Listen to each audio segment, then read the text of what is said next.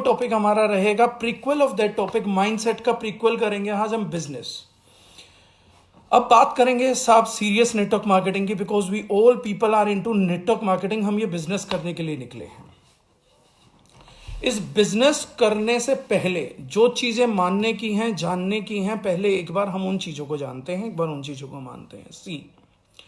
सबसे पहली चीज आती है जहां पर हम लोग 99.99% लोग कंफ्यूज हैं कि हमें बिजनेस क्यों करना चाहिए।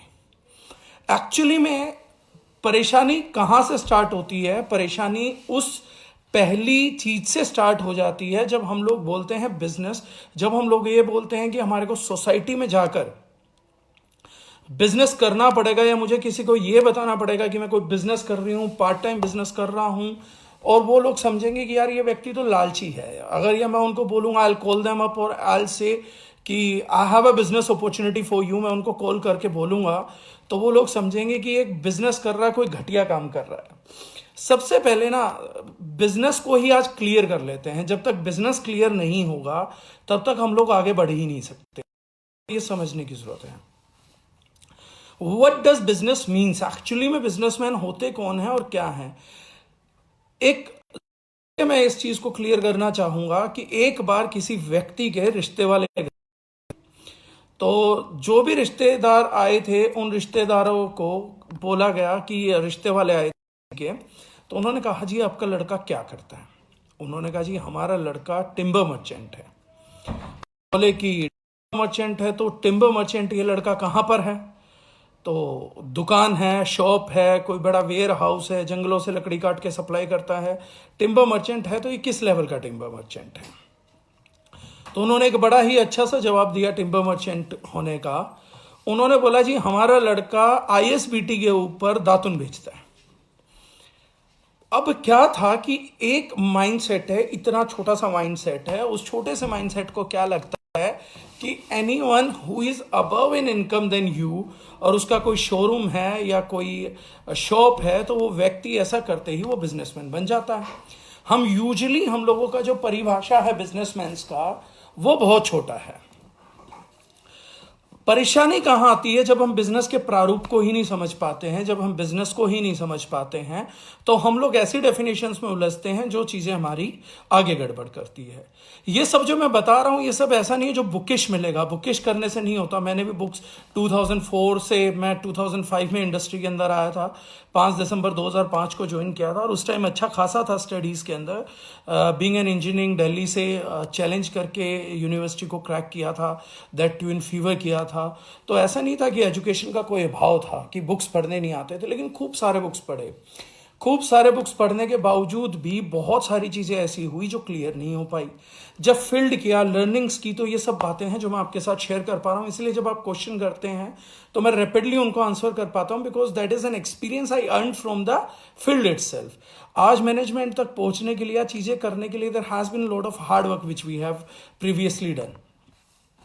सो what used to happen is, business का जो फर्स्ट परसेप्शन यहां है ना, 99% लोगों के घरों में जब आप बात जाते हैं और वो आप बात बोलेंगे कि पहले तो अपने ही घर का एग्जांपल लीजिए कि मैं आके बोलूंगा कि I want to start a business, मैं कोई बिजनेस स्टार्ट करना चाह रहा हूं, तो सबसे पहले घर वालों को ऐसा लगता है कि इसने बिजनेस शब्द नहीं बोला। वो शायद आपको भी गलती से लगता है कि मैंने भूत प्रेत तो नहीं बोल दिया है कि मैं भूत प्रेत बनना चाह रहा हूं, या आपने बोल दिया कि मैं भूत देख कर आया हूं आज।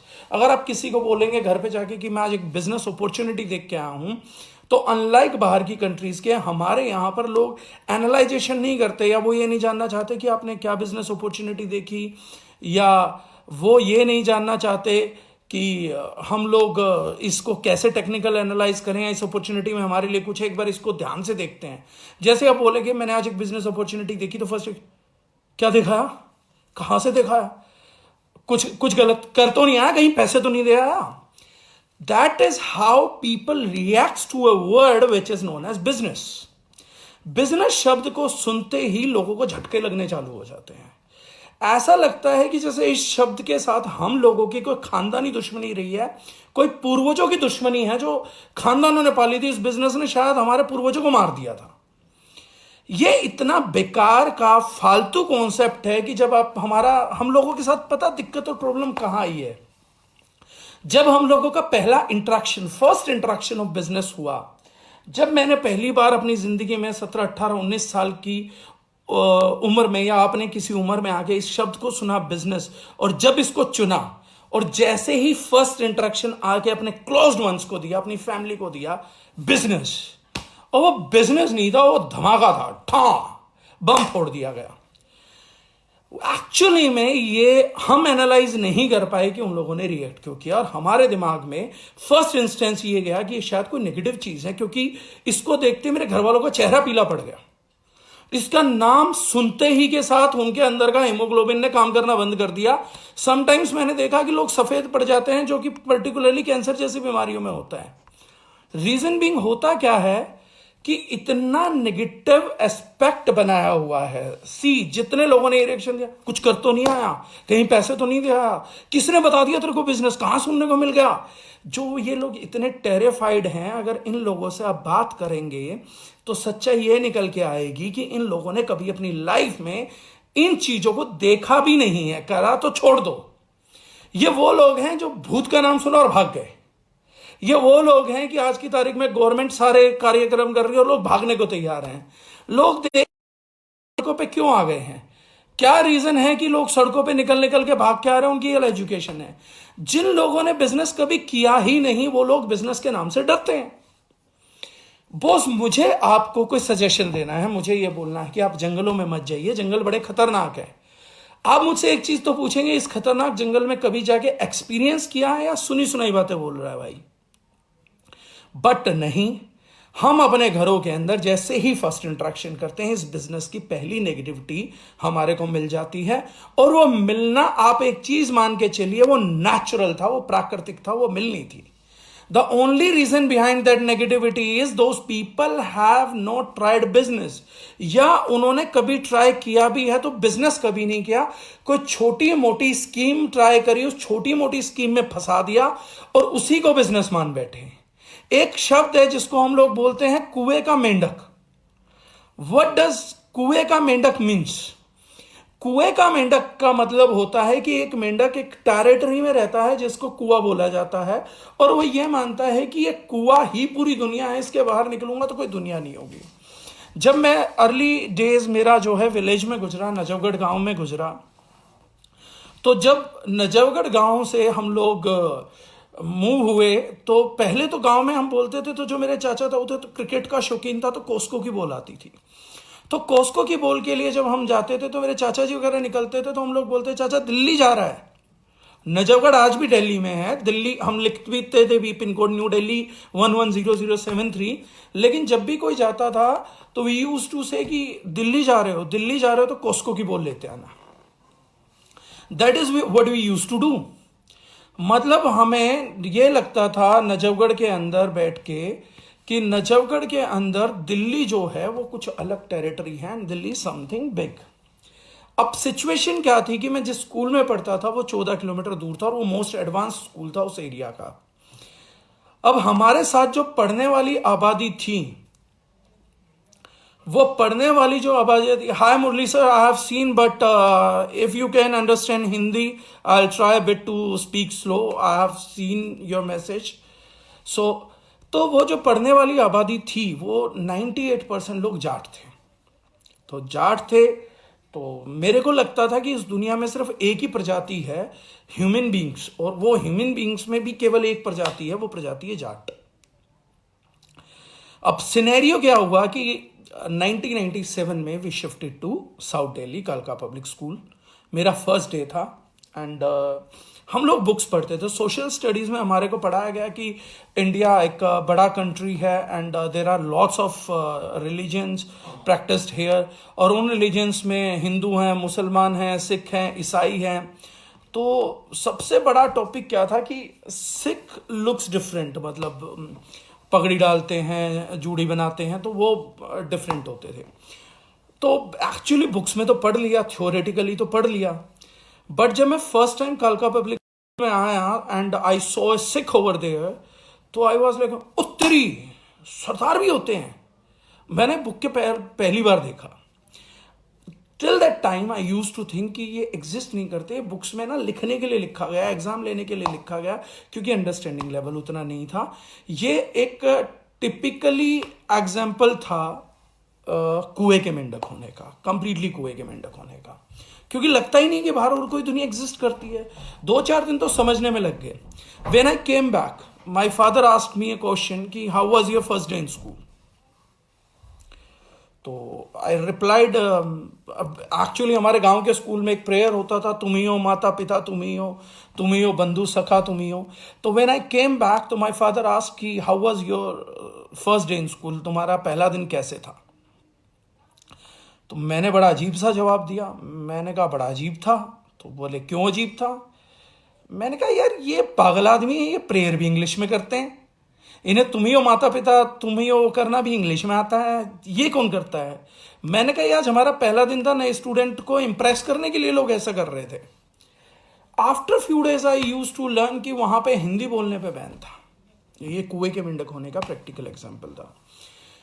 माई mother and father believed me, उन लोगों को विश्वास था कि मैं गांव के स्कूल का लाया हुआ लड़का सीधा ऐसे स्कूल में डाल सकते हैं जहां मेरे को टीचर्स ने हरियाणवी में पढ़ाया था। वहां के टीचर्स भी हमारे को हरियाणवी में पढ़ाते थे। वहां से निकल के मैं साउथ दिल्ली आऊंगा और ऐसे स्कूल में आई वुड बी एक्सलाइजिंग थिंग्स जहां पे कि मेरे को इंग्लिश सुनने को मिलेगी, हिंदी पे बैन होगा, और उन्हें यकीन था कि मैं उस स्कूल में परफॉर्म कर जाऊंगा। मैंने जब उन्होंने पहली बार बोला कि it's an English medium school और तेरे को ये करना पड़ेगा, तो यकीन मानिए मेरी उम्र छोटी थी, चीज छोटी थी, बट मेरे को ये नहीं था कि कोई धमाका हो गया या कोई बम टूट पड़ा हो। थोड़ी डिस्टर्बेंसेस थी, थोड़ा परेशानी थी, but I was still trying to cope up with the things कि मुझे करना है, कैसे भी करना है, राइट। बट वही लड़के ने उस साल स्कूल को टॉप किया, टॉप नहीं किया मतलब मैं अपनी क्लास में सेकंड थर्ड आया, इंडिया लेवल पे पहले 11-12 रैंक्स में आ गया। मैं अगले 2-3 साल उस स्कूल के टॉपर के तौर पे जाना गया। जब स्कूल छोड़ने की बारी आई तो वाइस प्रिंसिपल मैडम ने भी ये स्पेशल पापा को बोला कि इस लड़के को आप वो मत करिए, स्कूल से निकालिए मत, हम फ्री हॉस्टल देंगे, सब कुछ देंगे। ये सब उनके सामने हुआ और कोई ट्यूशन नहीं हुआ, किसी ने पढ़ाया नहीं, मतलब खुद की मेहनत से कोपअप किया, मतलब इतनी बड़ी सिचुएशन को कोपअप में कर गया।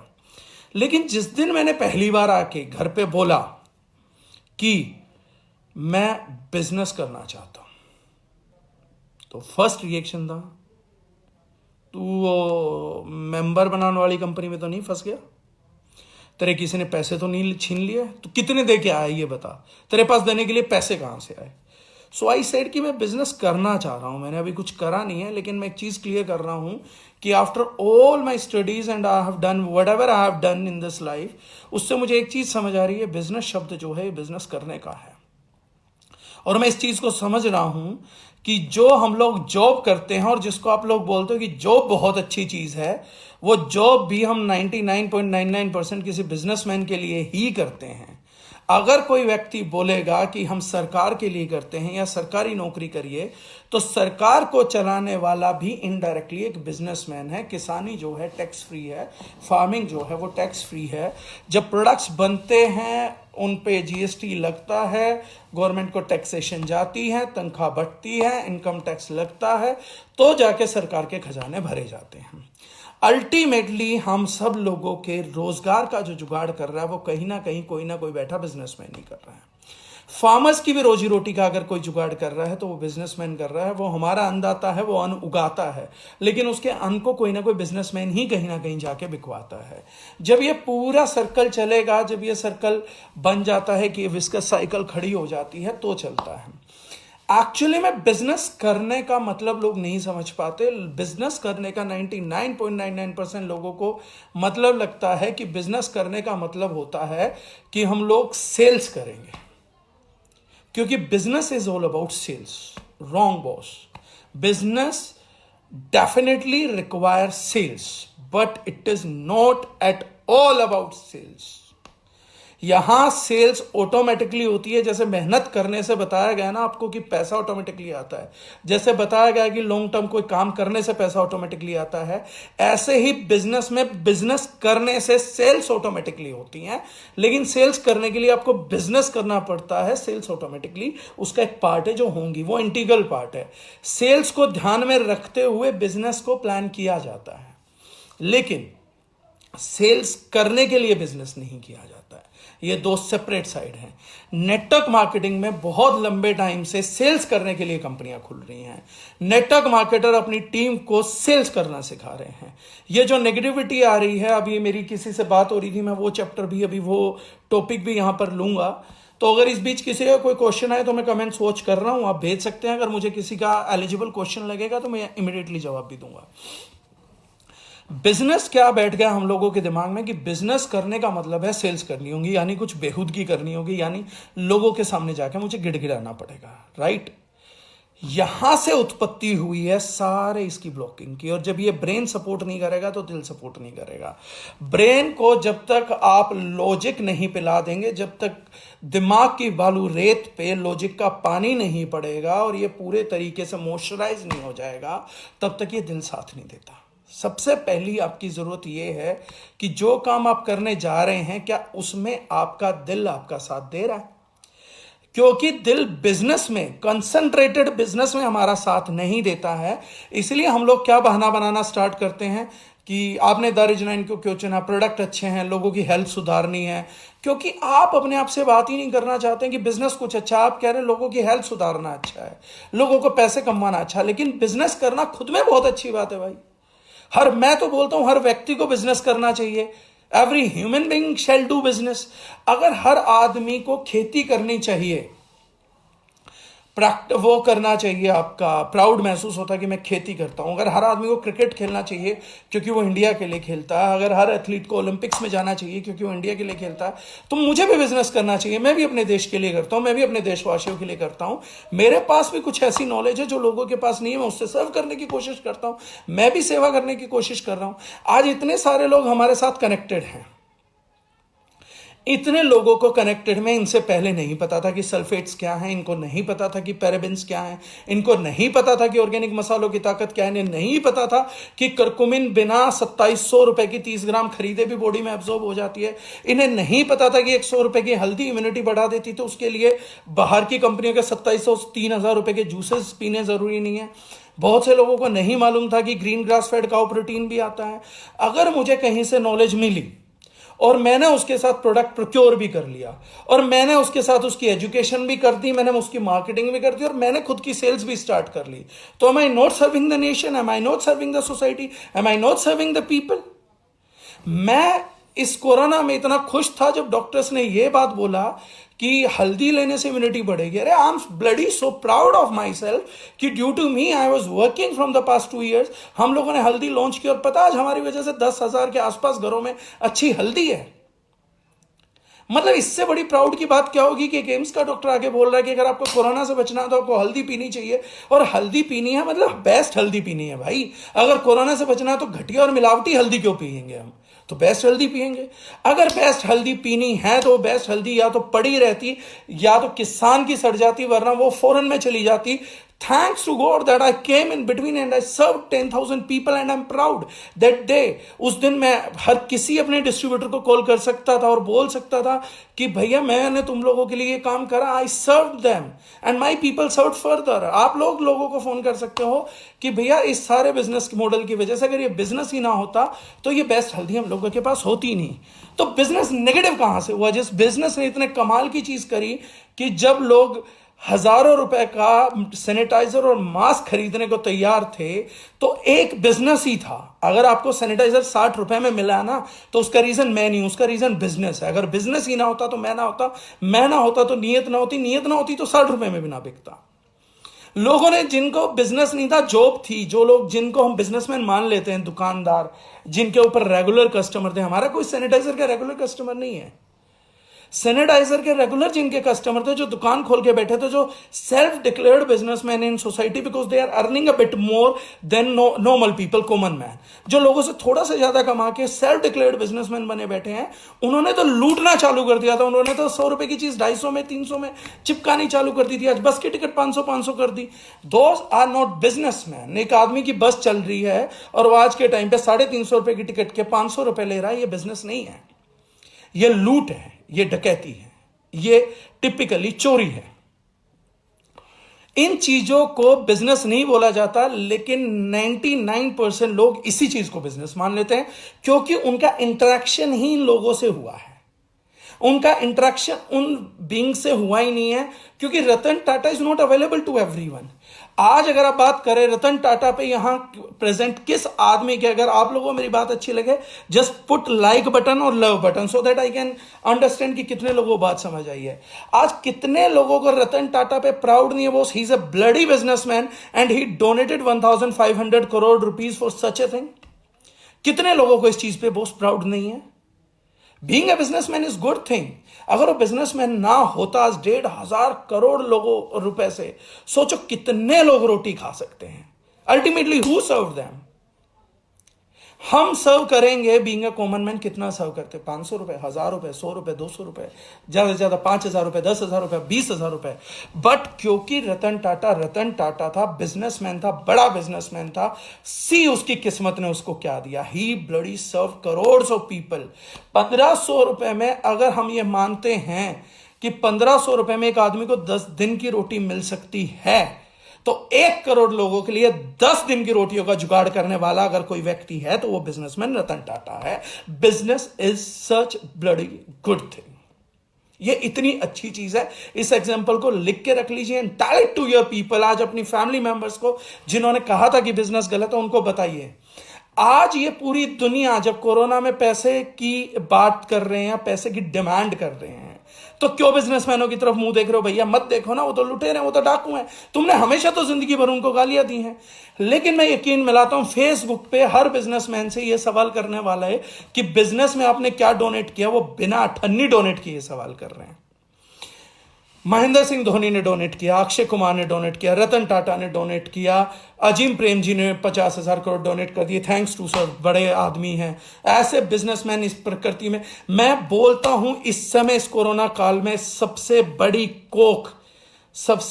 कोख धन्य है वो मां जिसने अजीम प्रेम जी को जन्म दिया है। और लानत देता हूं मैं उन सब लोगों को, और आप लोगों को देनी चाहिए, जिनकी कोख ने ऐसे बिजनेसमैन को जन्म नहीं दिया जो ऐसी स्थिति में कंट्री के साथ नहीं खड़े पा पाए। उसकी मां के लाल ने 50,000 करोड़ रुपए इस जनता के लिए दे दिया। बिजनेस किया, लाइफ में बड़ा बिजनेस किया। छोटा बिजनेस किया होता तो कभी 50,000 करोड़ रुपए ना होते। 50,000 करोड़ रुपए का दान देने वाला व्यक्ति पैदा करा, इसलिए उसकी मां धन्य है, उसकी मां की कोख धन्य है। इसलिए जो है ये बिजनेस करना बहुत जरूरी होता। Sometimes you are the only backbone of your country. Azim Premji ने दान दे दिया, रतन टाटा ने दान दे दिया, महिंद्रा जी ने 7500 रुपए में वेंटिलेटर दे दिया, बाकियों ने दे दिया। लेकिन बिजनेस के गाली देने वालों ने क्या करा? सिर्फ गालियां दी। फेसबुक पे गालियां दी, बिजनेसमैन को भी गालियां दे रहे हैं। बिजनेसमैनों ने दान दे दिया तो भैया शांति पड़ गई है। अब दूसरा मोमेंटम ढूंढ रहे हैं तो अरविंद केजरीवाल को गाली दे रहे हैं। अरविंद केजरीवाल से ठंडक पड़ जाएगी तो चाइना को गाली दे देंगे। सिवाय समाज में गाली देने के इन व्यक्तियों ने दूसरा कोई कार्य नहीं करा। बिजनेसमैनों ने पहले प्रॉब्लम्स का सॉल्यूशन ढूंढा, पहले पब्लिक को सॉल्यूशंस दिए, सॉल्यूशंस के बाद आज पब्लिक भूखी मरी तो पैसा दिया, पैसे के अलावा संसाधन दिए। एक बिजनेसमैन ने कोविड का टेस्ट करने की मशीन डेवलप करके सोसाइटी को दी।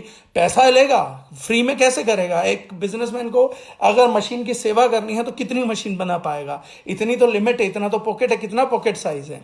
लेकिन बाकी सबके सब लोग गालियां देने में बिजी हैं, लेकिन बिजनेसमैन हैं जो रियलिटी में आज भी सर्विस में उतर रहे हैं, आज भी लोगों का जुगाड़ कर रहे हैं। जो लोग गाली देते हैं बिजनेसमैनों को, या हमारे घर वाले अद्भुत जो बिजनेसमैनों को गाली देते हैं, या जिन्होंने कहा कि बिजनेस गलत है, उनसे पूछिए। आज सवाल करने का दिन है, बाद में सवाल नहीं होंगे। जिन लोगों ने नेगेटिव बोला बिजनेसमैनों को, उन्हें बोलिए कि बिजनेसमैन बहुत बड़े चोर हैं, इनके दान पुण्य को नकार दीजिए। बोल दीजिए सरकार को कि अंबानी से उनकी हेल्प लेने की जरूरत नहीं है, आम आदमी उनके साथ खड़ा है, हम अपने दान पे इस कोरोना के काल को निकाल देंगे। नहीं होगा, कभी भी नहीं होगा। हम कर ही नहीं सकते। 50-50, 100-100 रुपए दबा के बैठने वाली कम्युनिटी हैं हम लोग, और 1000 रुपए 2000 रुपए देने में हमारी हालत खराब हो जाएगी।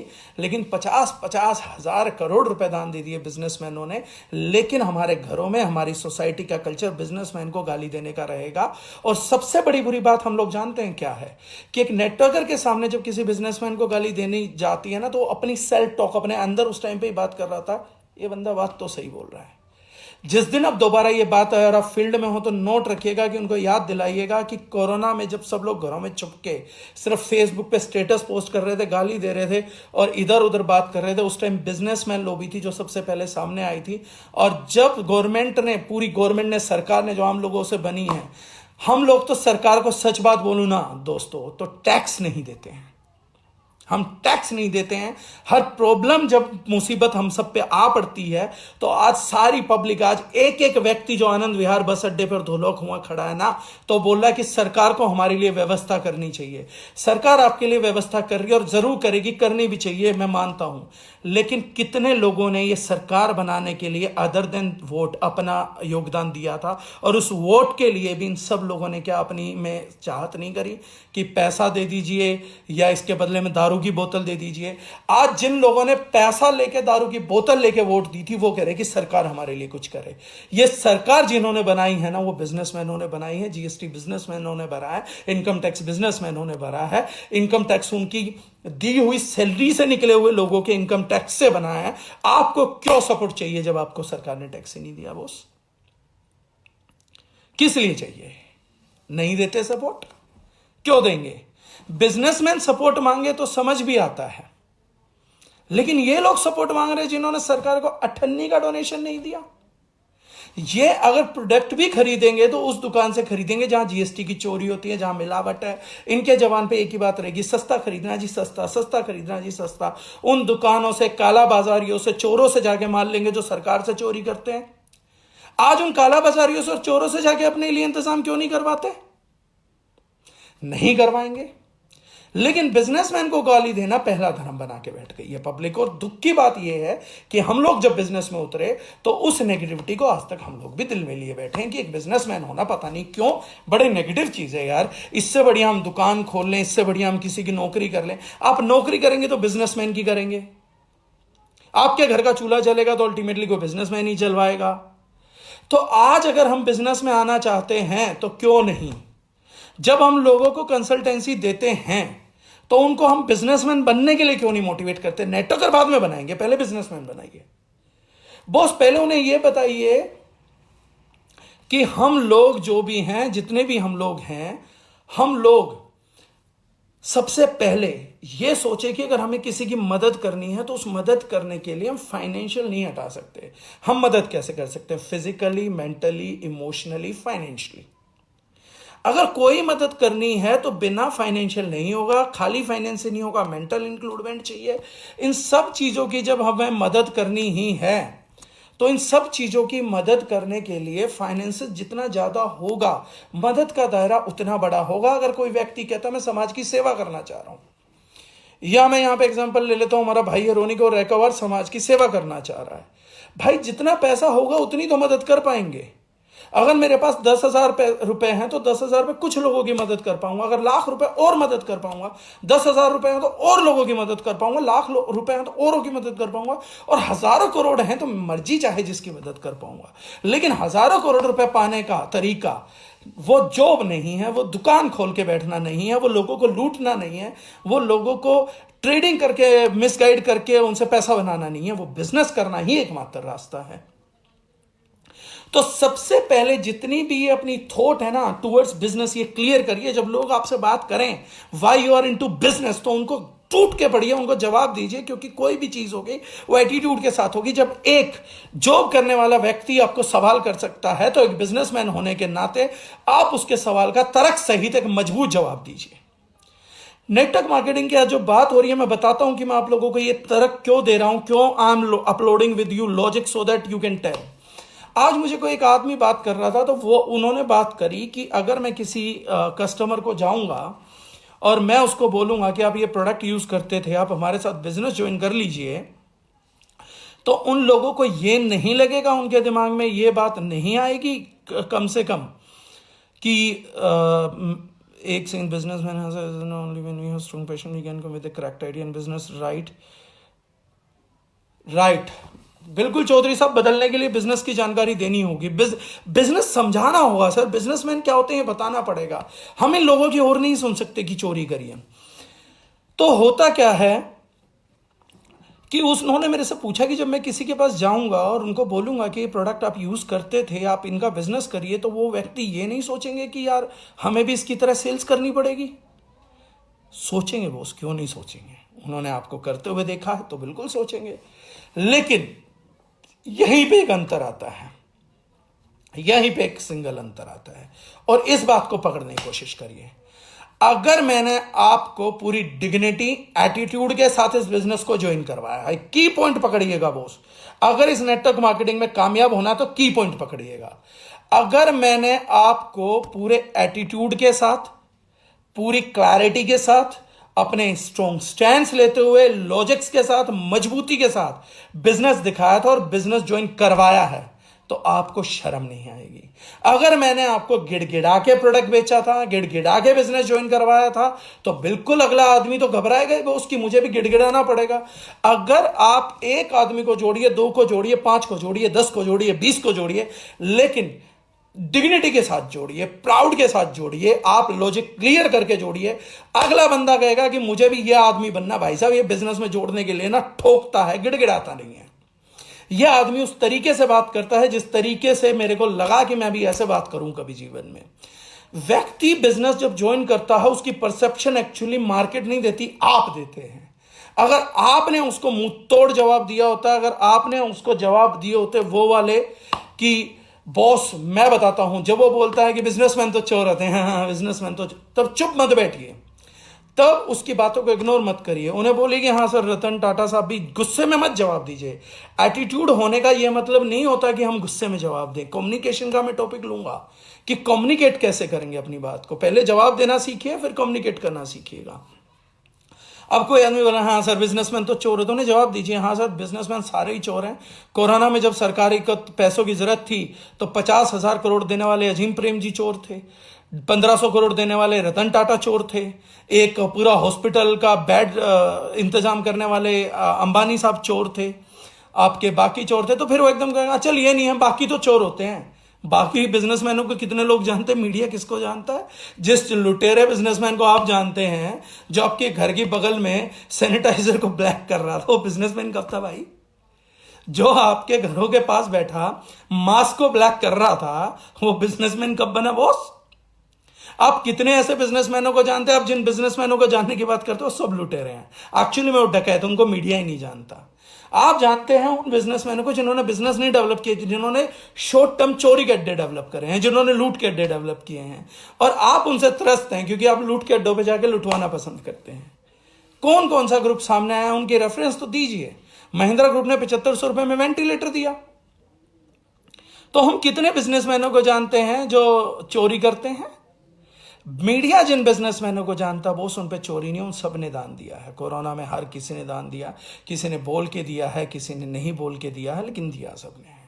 तो बिजनेसमैन के बाद, आज के बाद अगर आपके सामने कोई बिजनेसमैन का मजाक बनाए तो उन्हें याद दिलाइएगा कि हर त्रासदी के समय बिजनेसमैन खड़े होते हैं। हर त्रासदी के समय जब आम जनता त्राहिमाम त्राहिमाम करके गवर्नमेंट की तरफ देखती है कि गवर्नमेंट हम लोगों की जिंदगी बदल दे, जब हर एक भिखारी, हर एक मांगने वाला किसी भी सेंस में हो बॉस, यहां पे मैं किसी को पर्सनली एड्रेस नहीं कर रहा हूं तो कोई पर्सनली ऑफेंड भी नहीं होगा। हर कोई मांगने वाला, हर कोई व्यक्ति जो रियायत देखता, हर एक विधवा, हर एक विकलांग, हर कोई पेंशनधारी जब सरकार की तरफ आंखें उठा के देखता है ना, तो सरकार पॉलिसी बनाने वाला सिस्टम है, लेकिन सरकारी खजानों को भरने वाले अगर कोई लोग हैं तो वो वही लोग हैं जिनको आप लोग चोर और डकैत बोलते हैं। वही सरकार का खजाना भरते हैं, तब जाके सरकार हर उस आदमी की मदद करती है जिसकी मदद की जरूरत होती है। बिना बिजनेसमैन के कोई सरकार किसी की मदद नहीं कर सकती। अल्टीमेटली बिजनेसमैन चाहे ना चाहे अपनी जीएसटी जिस दिन पे कर देता है, जिस दिन एक नेटवर्कर अपना टीडीएस पे कर देता है, जिस दिन हम अपना इनकम टैक्स पे कर देते हैं, उसके अलावा हमें समाज सेवा की जरूरत नहीं है। यह मदद जिस दिन गरीबों तक पहुंचती है, आप उस दिन मदद में खड़े हैं। अगर कोई व्यक्ति आज बोलेगा कि भैया मैंने दान नहीं दिया, हर नेटवर्कर ने दान दे रखा दोस्त। ये 1,76,000 करोड़ का जो पैकेज गवर्नमेंट ने दिया है, ये 1,76,000 करोड़ में द रिजनाइन के हर व्यक्ति का जिसने टीडीएस कटवाया है, हर उस व्यक्ति का योगदान है। इसमें रतन साहू का, जिग्नेश भट्ट का, राखी राणा का, नरेश सक्सेना जी का, अभिषेक का, प्रिया का, श्वेता, हर किसी का जितने नाम मैं ले सकता हूं, यहां प्रेजेंट हर व्यक्ति का कंट्रीब्यूशन है। क्यों नहीं है कंट्रीब्यूशन? हर एक आदमी ने कंट्रीब्यूशन कर रखा है। उसी पैसे से वो 1,76,000 करोड़ जो लोग बिजनेस को गाली देंगे, आज इस काल में उन्हें रोटी मिलेगी। इसी 1,76,000 करोड़ लुटेरे डकैत बिजनेसमैनों के पैसे से हर व्यक्ति ने, जिसने यहां से शॉपिंग करी है, उसने जीएसटी दिया है, जो गवर्नमेंट तक हर नियमित डेट पे पहुंचा है, तो आज हर एक व्यक्ति को जाएगी। आप अपने हिस्से की दोस्त समाज सेवा कर चुके हैं। हम में से बहुत से लोगों को अलग से समाज सेवा करने की जरूरत नहीं है। हम लोग बहुत ज्यादा समाज सेवा कर चुके हैं, ऑलरेडी कर चुके हैं। उसके बाद भी जब बिजनेसमैन कहीं जाता है, जब हम किसी को बिजनेस अपॉर्चुनिटी देने जाते हैं ना, तो हम एक लो लेवल के साथ जाते हैं कि पता नहीं मैं किसी को क्या बताने जा रहा हूं, मैं उसको नेटवर्किंग का जिक्र छेड़ूं और वो कहीं नेगेटिव हो जाए, तो और नेगेटिव हो जाए उसकी औकात है। कोरोना काल में अगर सरकार की तरफ उसने मुंह उठा के देखा है या उम्मीद की है, तो उसकी औकात है कि वो नेगेटिव हो जाए। किस बात पे नेगेटिव होगा? दुनिया की सबसे पवित्र लॉबी में एंट्री कराने के लिए मैं उसको एक रास्ता दिखाने गया हूं, उस चीज के लिए वो आदमी नेगेटिव हो जाएगा? कैसे हो जाएगा नेगेटिव? चलो बिजनेसमैन हमारे साथ मत बनना, मैं उसको बिजनेसमैन बनने का रास्ता दिखा रहा हूं। नहीं बनना हमारे साथ बिजनेसमैन मत बनो, हमारे साथ वैसे बन जाओ, ट्रेडिशनली बन जाओ। अगर किसी मीटिंग में आप कुछ और नहीं कर सके तो बिजनेसमैन का बखान कर लीजिए, उसको मोटिवेट करिए कि भाई चल नेटवर्किंग खराब, ये सब खराब, बिजनेसमैन बनना तो बढ़िया है। मैं तेरे को यही उम्मीद देने आऊं कि कहीं पर आ, लेकिन बिजनेसमैन बन।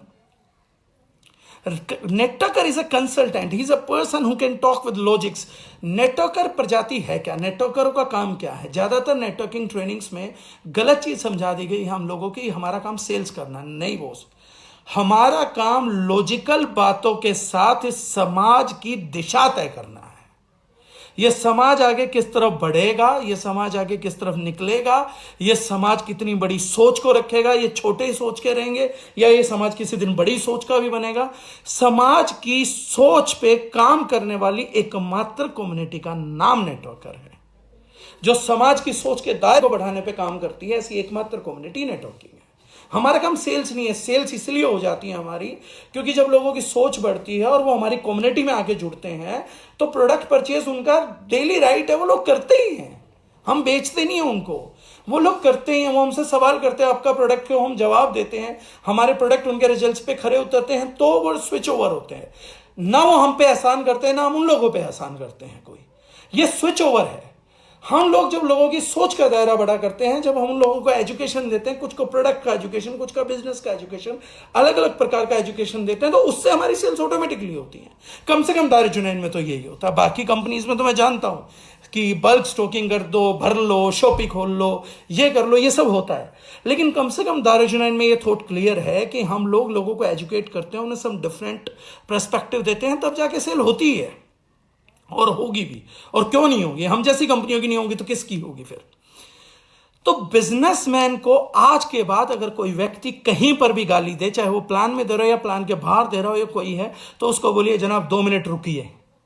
जहां यह शब्द पल्ले में पड़ जाए बिजनेसमैन और उसकी नेगेटिविटी कोई भी व्यक्ति करता हुआ मिल जाए, तो उसको सबसे पहले 2 मिनट रुक के हेल्प जरूर करिए, यह समझने और समझाने में कि बिजनेसमैन होते क्या हैं। अगर आज का समय है और आप अपने परिवार वालों के साथ गुजार रहे हैं, तो जिन लोगों ने भी ये समझाया था आप लोगों की बिजनेस मत करना, आज समय है उनको समझाइए कि इस टाइम ये बिजनेसमैन क्या कर रहे हैं और हम लोगों ने क्या करा है। आप लोग जो बोलते थे कि बिजनेस मत करना, उन्होंने कितनी मदद करी और बिजनेसमैनों ने कितनी मदद करी है। ये 1,76,000 करोड़ किसके दिए हुए थे, और अब जो और पैसा जा रहा है ये कौन दे रहा है? आम जनता का टोटल कंट्रीब्यूशन कितना जाएगा पीएम रिलीफ फंड में और बिजनेसमैनों का कितना जाएगा? तो इस टाइम किसको गाली दोगे? बिजनेसमैन को गाली दे सकते हैं, ये सवाल आज करने का, इसके बाद मौका नहीं मिलेगा, बहुत लंबे मौके नहीं मिलेंगे। तो बेसिकली जो है, हम लोगों को ये डिसाइड करना है कि आज हम अपने परिवार के साथ मोहब्बत से, घमंड से नहीं, मोहब्बत से बैठे और आज उनसे पूछे कि आज एरिया है सर बात करने का, या फादर साहब आज एरिया है बात करने का, मम्मी आज एरिया बात करने का।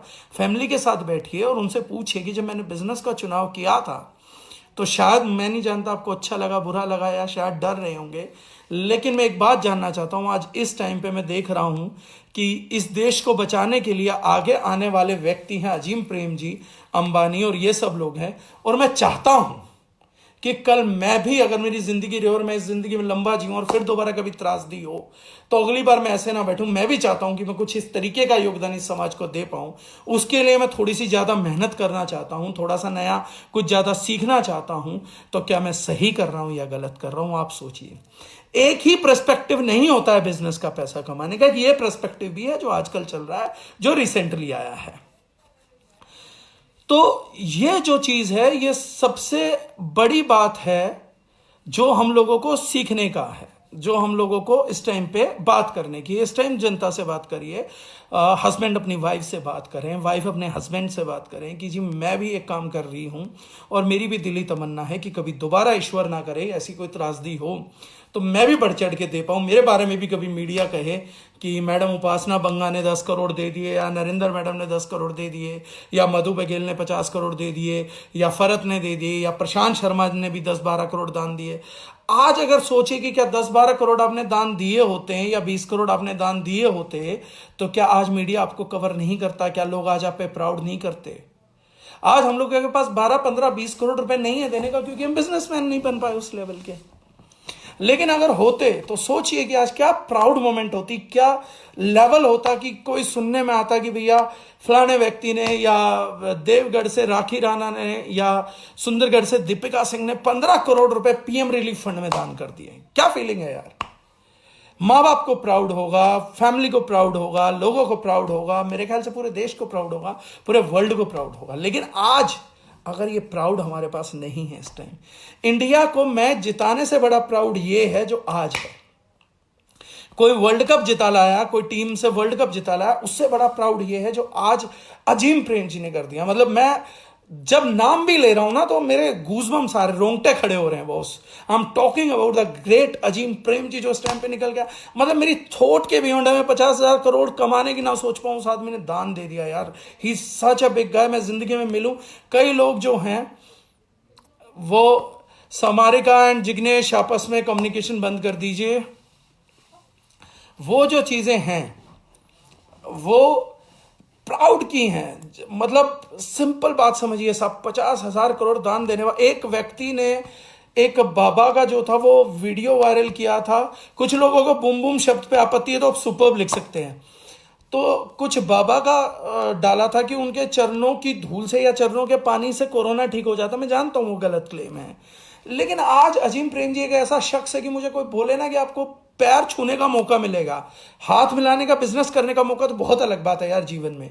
या मैं बोलूं जैसे हम भगवान के दर्शनों को तरसते हैं कि आप भगवान के दर्शन कर सकते हैं, अगर मुझे अजीम प्रेम जी के दर्शन करने का भी मौका मिल गया ना तो मैं धन्य हो जाऊंगा बॉस। मैंने उस व्यक्ति को देखा है। मैं अपनी जिंदगी में इस चीज को प्राउडली बोल पाऊंगा, सेलिब्रिटी नहीं, कि मैंने उस व्यक्ति को देखा कि जब इस विश्व को सबसे ज्यादा जरूरत थी, इस देश को सबसे ज्यादा जरूरत थी, जब इस देश के वो निकम्मे लोग जो अजीम प्रेम जी को गाली देने थे या बाकियों को गाली देते थे, जब उन लोगों को रोजी रोटी की जरूरत थी, जब उनकी रोटियों के लाले पड़ गए थे, जब पेट सिकुड़ गए थे, जब वो लोग निराशा के दौर में थे, जब केवल और केवल उन्हें केवल भगवान से उम्मीद बची थी, उस टाइम पर उस व्यक्ति ने आगे 50,000 करोड़ रुपए दे दिए। जब व्यक्ति केवल भगवान से उम्मीद लगाए बैठे थे, उम्मीद पूरी अजीम प्रेम जी ने कर दी। मैं ये स्टेटस हासिल नहीं कर पाया, लेकिन धन्य है वो मां जिसने अजीम प्रेम जी को जन्म दे दिया। ये बिजनेसमैन है बॉस। बिजनेसमैन वो चोर नहीं है जो गफार मार्केट में बैठा हुआ है और 1,000 रुपए का मोबाइल ठीक करके 5,000 रुपए में बेच रहा हो। बिजनेसमैन नहीं है। He could be a shopkeeper, he could be a marketer, he could be anyone, but वो बिजनेसमैन नहीं है। उसको बिजनेसमैन कहना बंद करिए। अजीम प्रेम जी बिजनेसमैन है। ये लाल किसी बड़ी मां की कोख से जन्म लेते हैं, कभी कभार जन्म लेते हैं सदियों में। मुश्किल से इस देश का 1% हिस्सा होते हैं भाई। Rarest of the rarest species है। द रिजनाइन हम लोगों को मौका देती है, तो वो मौका जो है वो मौका इसी तरीके से मिलेगा। अगर हम लोग उस लेवल पे सेलिब्रिटी बन के नहीं पहुंच पाए, तो नेटवर्क मार्केटिंग को अपॉर्चुनिटी नहीं देती। नेटवर्क मार्केटिंग एक ही अपॉर्चुनिटी देती है कि you can still be a businessman. Network marketing अगर किसी को समझाना है, तो जो मैंने अब तक बोला ये भी नेटवर्क मार्केटिंग की एक प्रेजेंटेशन है। 90% लोग पूछते हैं कि प्रेजेंटेशन कहाँ है आपकी, या पीपीटी कहाँ आपकी। ये भी मेरी पीपीटी है बॉस। मैं अगर आपको बिजनेसमैन समझा पाने में कामयाब हुआ, तो आप बिजनेसमैन बनने के लिए प्लेटफॉर्म ढूंढेंगे या इंडस्ट्री ढूंढेंगे। आप बिजनेसमैन बनना चाहेंगे तो इंडस्ट्री मिलेगी, नेटवर्किंग ढूंढना चाहेंगे तो द रिजनाइन मिलेगा, द रिजनाइन ढूंढना चाहेंगे तो कोई अपलाइन मिलेगी। सबसे पहले तो पर आपको बिजनेसमैन बनना पड़ेगा। तो जो लोग इस नेगेटिविटी के साथ हैं कि यार मैं किसी को कोई अपॉर्चुनिटी बताने जा रहा हूं और उस अपॉर्चुनिटी की मुझे क्लैरिटी ही नहीं है, तो मैं आज अपॉर्चुनिटी क्लैरिटी दे रहा हूं। किसी आदमी का बिजनेसमैन बनना बहुत बहुत बहुत बड़ा महान कार्य है। मतलब वो इतना बड़ा महान कार्य है कि बिजनेसमैन अपनी जिंदगी में एक काम भी कर गया ना, तो संसार में अमर हो जाएगा। अजीम प्रेम जी जिंदगी में आज के बाद मेरे दिल से हटाए नहीं जा सकते। मैं शायद किसी और भगवान को कम मानूंगा, लेकिन आज के बाद मेरे दिल में अजीम प्रेम जी या रतन टाटा वो भगवान से कम नहीं है। अगर आज मैं मंदिर में भी उनकी फोटो लगा लूं और मेरे को छोटी सोच वाले कुछ लोग अलाउड कर दें, तो मैं कभी किसी दिन मंदिर बनाऊंगा तो मैं शायद उसमें अजीम प्रेम जी को, रतन टाटा की पूजा करना पसंद करूंगा रेदर देन एनीथिंग एल्स। क्योंकि इतना बड़ा महान दान दे दिया इस देश के लिए, इन चीज़ों के लिए। धन्य है वो बिजनेसमैन, वो बड़ी चीज़ें हैं वो। ऐसे बिजनेसमैन, इन्हीं को बिजनेसमैन बोला जाता है एक्चुअली में। तो बाकी सबको तो धांधलेबाज बोल सकते हो, या मुनाफाखोर भी बोला जा सकता है, लुटेरा भी, डकैत भी, 100 परिभाषाएं हो सकती हैं, but these people are businessman. These people are the people. अब मैं बिजनेस में आगे बताऊंगा, ये नहीं है कि इन्होंने ये सर्विस आज करी है, ये बहुत पहले से सर्व कर रहे हैं हम लोगों को। ये जिस दिन से शुरुआत हुए ना, उसी दिन से हम लोगों की सेवा कर रहे हैं। क्योंकि एक बात समझिएगा, सिंपल सी बात समझिएगा, कोई आदमी सालों से लूटता आ रहा था, वो एक दिन में तो दानी नहीं बन जाता ना कि 50,000 करोड़ उठा के दान दे देगा। वो आदमी कहीं ना कहीं कैसी ना कैसी सेवा करता हुआ चल ही रहा था, वो कोई ना कोई सर्विस करता हुआ, उसके इस सॉफ्टवेयर में लगातार सर्विस की बातें चलती थी। वो किसी भी तरीके से अपने किसी भी एंगल पे अपने एम्प्लॉयज की सर्विस करता था, उनकी सेवा करता था, अपने कस्टमर्स को सेवा प्रोवाइड कर रहा था, किसी और को सेवा प्रोवाइड कर रहा। तभी तो उसका दिल इतना बड़ा हो गया कि 50,000 करोड़ भी निकल गए। हम लोगों के दिल इतने बड़े नहीं है कि 100 रुपए का नोट फिसल जाए, लेकिन उनके 50,000 करोड़ निकल गए साहब। दिल बहुत पहले से बड़ा था, सोच बहुत पहले से बड़ी थी। ये सॉफ्टवेयर ना बहुत पहले से अपग्रेडेड था सेवा के लिए, तभी तो आज पॉसिबल हो पाया। रातों रात पॉसिबल नहीं हो पाता बॉस, रातों रात ऐसी पॉसिबिलिटी निकल ही नहीं सकती हैं, ये चीजें संभव ही नहीं होती हैं। तो ये पहले से ही हमारी सेवा कर रहे थे।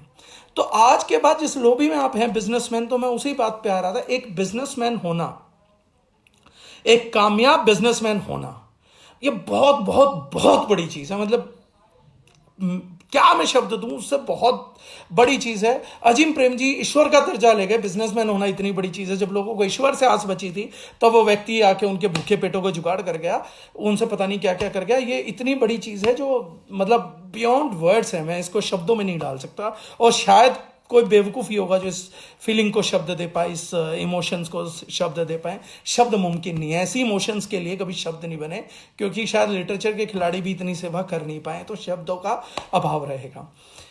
समझिए कि जब एक बिजनेसमैन होना इतनी बड़ी चीज है, तो वो व्यक्ति जो सामने बैठा है मेरे, और जो दूसरों को बिजनेसमैन बनाने के लिए काम कर रहा है, वो स्वयं में कितनी बड़ी चीज होते होंगे। वो कितना बड़ा मिशन या कितना बड़ा एजेंडा लिए चल रहे हैं। Thank you Jignesh ji, Hare Krishna, as a good word sir. वो कितनी बड़ी चीज लिए घूम रहे होंगे, कितना बड़ा दिल लिए घूम रहे होंगे। मतलब खुद में बिजनेसमैन बनना और अपने साथ ये कोशिश करना कि इस समाज में दूसरे लोग भी बिजनेसमैन बन पाए, और उनको बिजनेसमैन बनाने के लिए मैं अपना वक्त दूंगा, मैं अपना एफर्ट दूंगा, मैं अपनी सोच दूंगा, मैं अपना सीखा हुआ बताऊंगा उन लोगों को, मैं उनको हेल्प करूंगा, मैं उनको असिस्ट करूंगा, मैं उनकी थॉट क्लियर करूंगा। वो गिरेंगे तो मैं उन्हें संभालूंगा, वो फील्ड से चोट खा के आएंगे तो मैं उन्हें दोबारा मोटिवेट करूंगा, वो घर वालों से परेशान हो जाएंगे तो मोटिवेट करूंगा, वो बीवी से परेशान हो जाएंगे तो मोटिवेट करूंगा, हस्बैंड से परेशान हो जाएंगे तो मोटिवेट करूंगा, बच्चों से परेशान हो जाएंगे तो मोटिवेट करूंगा, माँ बाप से परेशान हो जाएंगे तो मोटिवेट करूंगा। इतनी सारी सिचुएशंस को संभालना और एक जिम्मेदारी लेना कि एक मिडिल क्लास आदमी जिसके चारों तरफ बिजनेसमैनों को चोर कहने वाले लोगों का जमावड़ा है, उसमें से मैं एक शख्स को बारीकी से निकालूंगा, उस पर मेहनत करूंगा, उसे टाइम दूंगा, उसे इमोशंस दूंगा, उसे एफर्ट दूंगा और उसे निकाल के उस बिजनेस लॉबी में शिफ्ट करूंगा जहां वो भी अपने माँ बाप को प्राउड महसूस करा सके, खुद भी यह महसूस करे कि वो इस जीवन में आया था तो बेकार नहीं आया, कुछ भी करने के लिए आया है। और वो व्यक्ति को मैं तब हिम्मत दूंगा जब वो व्यक्ति की हिम्मत लोग इतना तोड़ चुके होंगे कि वो व्यक्ति खुद में भी हिम्मत नहीं खोज पा रहा होगा। आपका कंट्रीब्यूशन तब बड़ा नहीं है जब जितेंद्र डागर ये जानता है कि मैं कामयाब होने के लिए आया और मैं कामयाब होकर रहूंगा और मैं दिखा दूंगा दुनिया को कामयाब, तब बड़ा नहीं है। लेकिन जब जितेंद्र डागर ये मान लेगा ना कि यार मैं कर भी कुछ नहीं सकता, मैं तो नौकरी के भी सच बात बताऊं लायक नहीं हूं, मैं तो दुनिया में ना बस बुरा बुरा देखता हूं, मेरे को तो सब बिजनेसमैन चोर लगते हैं, बॉस भी पॉलिटिक्स लगता है, सब लोग मेरे खिलाफ पॉलिटिक्स कर रहे हैं, पता नहीं आगे रोजी रोटी भी चलेगी नहीं चलेगी, मेरे को तो समझ भी नहीं आ रहा है दुनिया कैसी चलेगी, लोग ना लुटेरे हो गए हैं, मोबाइल ठीक कराने जाता हूं तो लोग फालतू पैसा लेते हैं, सैनिटाइजर भी ब्लैक में बिका, मास्क भी ब्लैक में, मेरी तो गर्लफ्रेंड भी छोड़ के भाग गई, मुझे कोई स्कोप। ऐसे सिचुएशन में भी जब हम जाके उस व्यक्ति को ये बोलते हैं कि कोई बात नहीं, दुनिया ऐसी ही है, थोड़ी सी आंखें खोल, थोड़ा सा ध्यान दे और एक दिन चीजें हमारे साथ चल, हाथ पकड़ के चल, मैं तेरे को ऐसे लोगों की संगत में लेके जाऊंगा जो 24 घंटे मोटिवेटेड रहते हैं, जो एक दूसरे का उत्साह और हिम्मत छीनते नहीं है, जो एक दूसरे को हिम्मत देते हैं, जो किसी का हौसला गिराते नहीं हैं, जो हौसला उठाते हैं, जो किसी को अड़ंगी नहीं मारते हैं बल्कि उसके लिए नीचे बिछ के रास्ता बनाते हैं कि तू मेरी कमर पे चढ़ के इस दीवार को टाप जा, बल्कि उसका पैर नहीं खींचते। मैं तेरे को ऐसे लोगों की संगत में लेके जाऊंगा। हो सकता तुझे आज ना समझ आए, 2 महीने बाद, 4 महीने बाद, 5 महीने बाद, 10 महीने बाद, 2 साल बाद तेरे को वो ऊर्जा, वो एनर्जी तू अपने अंदर पाएगा कि तू भी कुछ कर सकता है। और तेरे को भी ये बदसूरत दुनिया जो आपको बताया जा रहा है कि ये दुख का लोक है, मैं बड़ी हंसी आती है जब कुछ लोग बोलते हैं कि ये दुनिया जिसमें आप जीने के लिए आए ना, यहां पल पल दुख है। बॉस मुझे कभी दुखी नहीं महसूस हुआ। मैं सच बात बताता हूं, मेरे को दारुल के अगर लोग मिल जाते हैं ना, मेरी कम्युनिटी इकट्ठी हो जाती है, अभिषेक अगर हमारे ऑफिस में आ जाओ तो हमारे ऑफिस को देख के तो कोई ये भी नहीं बोल सकता कि ये ऑफिस है। दुख की तो बात छोड़ दो, अगर किसी को स्वर्ग महसूस करना है तो हमारे ऑफिस के एटमोस्फेयर में आ जाइए, हम आपको लाइव जन्नत दिखा देंगे, हम बिना मरे स्वर्ग दिखा देंगे। लोग बोलते हैं ना कि मरने के बाद स्वर्ग, अपने मरे बिना स्वर्ग नहीं दिखता। आप हमारे ऑफिस आइए, हम आपको स्वर्ग दिखाते हैं। आप टेंशन छोड़ के आ जाइए, हम आपको वहां पे एक ऐसा माहौल देंगे कि आप भूल जाएंगे कि इस दुनिया में दुख भी है। तो वो बाबा जो बताते हैं कि कहीं जन्नत में जाके आपको सुख मिलेगा, हम यहां पे करा देंगे वो सुख महसूस आपको। तो ये दुनिया दुखों का डेरा नहीं है। लेकिन हाँ, ऐसे लोगों से घिर जाओ जो 24 घंटे आपके कान में एक ही बात डालते रहे, नहीं जी दुनिया बहुत दुखी है, दुनिया बहुत नेगेटिव है, दुनिया बहुत बुरी हो चुकी, कोई अच्छा इंसान ही नहीं बचा, यहाँ तो सब लुटे रहे हैं, घर के बाहर भी सोच समझ के निकला करो। अगर ये इस तरीके की सोच को कहने और सुनने वाले लोगों से हम घिरे रहेंगे तो इस दुनिया की अच्छाई कब देखेंगे। कोई तो व्यक्ति चाहिए ना जो आपकी आंखों पे एक व्यक्ति है वो आके बोलता है कि मेरी सारी दुनिया काली है, सारी दुनिया कोई रंगीन ही नहीं है, सब डार्क है, सब ब्लैक है। तो कोई व्यक्ति तो चाहिए जो आके आंखों से चश्मा उतार दे, साइड में रख दे और ये बताए कि अब देख पगले, दुनिया तो हरियाली थी, ये कोई बेवकूफ तेरे को चश्मा मुफ्त में गिफ्ट कर गया और तू मुफ्त की चीजें लेने का शौकीन था, तूने मजे से रोज चश्मे पहने कि मुफ्त का चश्मा है, ठक करके डेली पहनना चालू कर दिया। मूर्ख, अगर तेरे को मैं ना मिलता तो तेरे को पता ही नहीं लगता ये दुनिया हरियाली की भरी पड़ी है, आसमान नीला है, प्रकृति हरी है, लोग रंगीन रंगीन कपड़े पहनते हैं, ये दुनिया इतनी रंगीन है, तेरे को दिखता कैसे। रंगीनियां देखनी है तो हमारी ट्रिप क्वालिफाई करिए, हम आपको रंगीनियां दिखाते हैं। हमारे परिवार से मिलिए, दारुल परिवार से मिलिए, हम आपको रंगीनियां दिखाते हैं। रंगीनियां होती क्या है। लेकिन ये लोग रंगीनियां नहीं महसूस कर पाए क्योंकि इनकी संगत, इनकी सोसाइटी वो नेगेटिव है। उसको दिखता भी ब्लैक है, सुनता भी ब्लैक है, करते भी ब्लैक हैं, बोलते भी ब्लैक हैं। इसीलिए सैनिटाइजर भी ब्लैक में खरीदते हैं, मास्क भी ब्लैक में खरीदते हैं, उन्हें पसंद ही ब्लैक आता है। ब्लैक करने वालों में रहते हैं, ब्लैक करने वालों में शामिल होना चाहते हैं। सब कुछ black black black black black चाहिए। उन लोगों को कुछ भी व्हाइट चाहिए नहीं, उनको रंगीनियां चाहिए ही नहीं। वो सब ब्लैक देखना चाहते हैं, सब बुराइयां करना चाहते हैं, सिस्टम की बुराई, गवर्नमेंट की बुराई, everything is black, dam black. पसंदीदा कलर ब्लैक, काला। मतलब शादियों में जाएंगे तो एक ही कोट पैंट पहन के आ जाएंगे, काला, क्योंकि समझ ही नहीं है। Black, purely black. जो चौधरी साहब कह रहे हैं सावन के अंधे को हरा ही हरा नजर आता है और नेगेटिव लोगों के अंधे को काला ही काला नजर आता है। दुनिया में बुराई है, सब लुटेरे हैं, सब थर्ड क्लास है, बिजनेसमैन चोर है, ऑफिस में काम करने वाले पॉलिटिक्स करते हैं, बॉस निकम्मा है, कंपनी का मालिक अय्याश है, सब सब सब baa baa black sheep, right. So basically इन लोगों की संगत से छुटकारा दिलाने के लिए एक नेटवर्कर किसी दूसरे के घर जाता है बॉस। ऊपर वाले की मर्जी होती है। मैं एक पंजाबी गाना सुनता हूं इन दिनों, तो बोलते हैं कि नजर जिस ते सवल्ली होवे रब दी, सच्चे इश्क दी लाग ओनू लग दी। जिस पे ऊपर वाले की नजर करम होगा तो उसको सच्चे इश्क की आग लगेगी। और मैं हमेशा बोलता हूं जिसकी कुंडली के 9 ग्रह ठीक हो जाएंगे वो व्यक्ति किसी रास्ते नेटवर्क मार्केटिंग में आएगा और अपनी जिंदगी यहां बिताएगा। अगर कोई नेटवर्क मार्केटिंग को 3 महीने, 6 महीने, साल, 2 साल, 5 साल के लिए ट्राई करना है ना बॉस, तो वो तो बेचारा बहुत गलत आ गया। उसकी कुंडली में ना सिर्फ 2 ही ग्रह हैं और दोनों अपनी टॉप पोजीशन पे बैठे हैं। एक राहु में बैठा है, एक केतु में बैठा है। अगर वो लोग ट्राई करने के लिए आए हैं तो उनकी कुंडली में सिर्फ 2 ही ग्रह हैं, एक राहु है, एक केतु है, तीसरा ग्रह ही नहीं। अगर कभी कोई ग्रह आया तो शनि आएगा, वो भी वक्र दृष्टि लेकर आएगा, टेढ़ी नजर, और आते ही वो 7.5 ही चढ़ा देगा। लेकिन अगर कोई व्यक्ति पूरी जिंदगी के लिए नेटवर्क मार्केटिंग में आया है कि या तो मैं कामयाब होऊंगा या मैं कोशिश करते हुए मरूंगा, जो व्यक्ति इस मेंटल क्लैरिटी के साथ आता है, इस विजन के साथ नेटवर्क मार्केटिंग में आता है कि मेरे पास कोई और ऑप्शन तो है नहीं, मेरे पास एक ही clear one chit single option है कि मैं नेटवर्क मार्केटिंग करूं और इस नेटवर्क मार्केटिंग में कामयाब हो जाऊं। सिर्फ इसी एक सेंस के तहत, इसी एक चीज के तहत जब व्यक्ति आएगा तो उस व्यक्ति की जिंदगी की 9 ग्रह अच्छे होंगे, तब व्यक्ति इस तरीके का डिसीजन लेके नेटवर्क मार्केटिंग में आता है। तब वो लाइक माइंडेड लोगों से मिलता है, वो लाइक माइंडेड लोगों में जुड़ता है, उनकी सोच से अपने दिमाग को भरता है। अपना जो हौसले का मीटर जो मोबाइल की तरह होता है, हमारा हौसला ना मोबाइल बैटरी की तरह है, हमारी हिम्मत मोबाइल बैटरी की तरह है, हमारी एजुकेशन मोबाइल बैटरी की तरह है, हमारी ऊर्जा मोबाइल बैटरी की तरह है। इसको रिचार्जिंग की जरूरत है और रिचार्जिंग ना संगत से होती है इसकी। जैसे लोहे की जो चार्जिंग है चुंबकीय है, वो मैग्नेट से होगी। तो इनकी जो संगत है ना वो चाहिए होती है। तो लाइक माइंडेड लोग कुछ नहीं करते, आपका हौसला गिरेगा बढ़ा देंगे, आप हिम्मत तोड़ दोगे दोबारा लौटा देंगे, आप घायल हो जाओगे दोबारा उठा देंगे, आप शोक में डूब जाओगे दोबारा आपकी जिंदगी में खुश लाएंगे। वो लोग वो होते हैं कि अगर आप असीम दुख में डूबे पड़े हैं तो ये टिपिकली वो लोग हैं जिनको हम याद करते हैं। ये टिपिकली वो लोग हैं कि जब एक व्यक्ति अकेला बैठा दारू पी के आंसू बहा रहा होता है कि गर्लफ्रेंड छोड़ गई, तो उसका दोस्त कहता है साले तेरी क्या छोड़ गई, तेरी शक्ल ही ऐसी कि छोड़ने लायक थी। ये वो दोस्त हैं जो उस टाइम पे भी आपको हंसाने की कोशिश करते हैं, चाहे घटिया जोक मारे। इसको लाइक माइंडेडनेस बोलते हैं। दोस्ती एकमात्र ऐसा रिलेशन होता है जो लाइक माइंडेड लोगों के बीच में बनता है। इसलिए दोस्तों पे बनी हुई अच्छी फिल्म कभी फ्लॉप नहीं होती। दोस्ती एक ऐसा रिलेशन है जिसको हस्बैंड वाइफ में ढूंढता है, वाइफ हस्बैंड में ढूंढती है कि ये मेरी वाइफ ना बने, मेरा हस्बैंड ना बने, मेरा दोस्त बन जाए। ये मेरे माँ बाप ना बने, मेरे दोस्त बन जाए। माँ बाप ये सोचते हैं कि मेरे औलाद ना बने, दोस्त बन जाए। दोस्ती एक ऐसा रिलेशन है जो हर कोई व्यक्ति ना भूखा पड़ा है कि मुझे कोई अच्छा दोस्त मिल जाए। व्यक्ति बॉयफ्रेंड गर्लफ्रेंड में ढूंढ रहा है, गर्लफ्रेंड बॉयफ्रेंड में ढूंढ रहा है।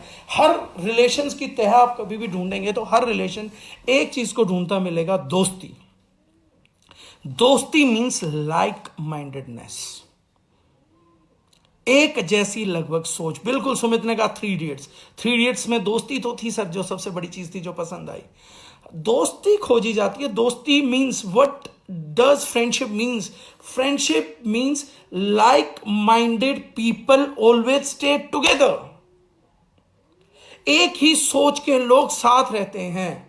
स्कूल में लड़ाई झगड़े करने वाले लोग दोस्त बन जाते हैं क्योंकि उन्होंने 24 घंटे लड़ाई झगड़ा करना है। पढ़ने वाले लोग दोस्त बन जाते हैं क्योंकि उन्होंने पढ़ाई करनी है। लेकिन पढ़ने वाले लड़ने वाले कभी दोस्त नहीं होते क्योंकि माइंडनेस जो है वो लाइक माइंडेडनेस नहीं है। तो दोस्ती लाइक माइंडेडनेस पे होती है, यानी कि लाइक माइंडेडनेस ही वो चीज है जो हमारे को चार्ज करती है, बट हम संगत को इग्नोर करते हैं। इन चीजों को देखते हुए, इन चीजों को समझते हुए हम नेटवर्क मार्केटिंग को ऑप्ट करते हैं, हम नेटवर्क मार्केटिंग बिजनेस को ऑप्ट करते हैं। बहुत सारे लोग इस चीज पे डिपेंडेंट है कि हम बिजनेस नहीं करेंगे, नेगेटिव थॉट है, जब कॉन्फिडेंस ही डाउन करके जाएंगे, लोग दूसरों को प्लान देने का सहारा पता क्यों लेते हैं कि सर आप आ जाओ प्लान दे दो? क्योंकि आपको ये लगता है कि नहीं मैं अच्छा काम कर रहा हूं तो मैं इसको कन्विंस कैसे करूंगा, मैं इससे बात क्या करूंगा? अरे जब आप इतना महान काम कर रहे हैं, आपको दूसरे की जरूरत है, आप चाहते हैं कि आपका क्रेडिट कोई और ले जाए। अगर किसी व्यक्ति को आपने 100 करोड़ रुपए देना है तो आप किसी को इनवाइट करके बुलाएंगे क्या कि सर आप आ जाओ और आप आके इसको 100 करोड़ रुपए दे दो? आप चाहेंगे कि वो क्रेडिट कोई और आदमी ले जाए? नहीं चाहेंगे। तो फिर हम अपलाइन क्यों बुलाते हैं?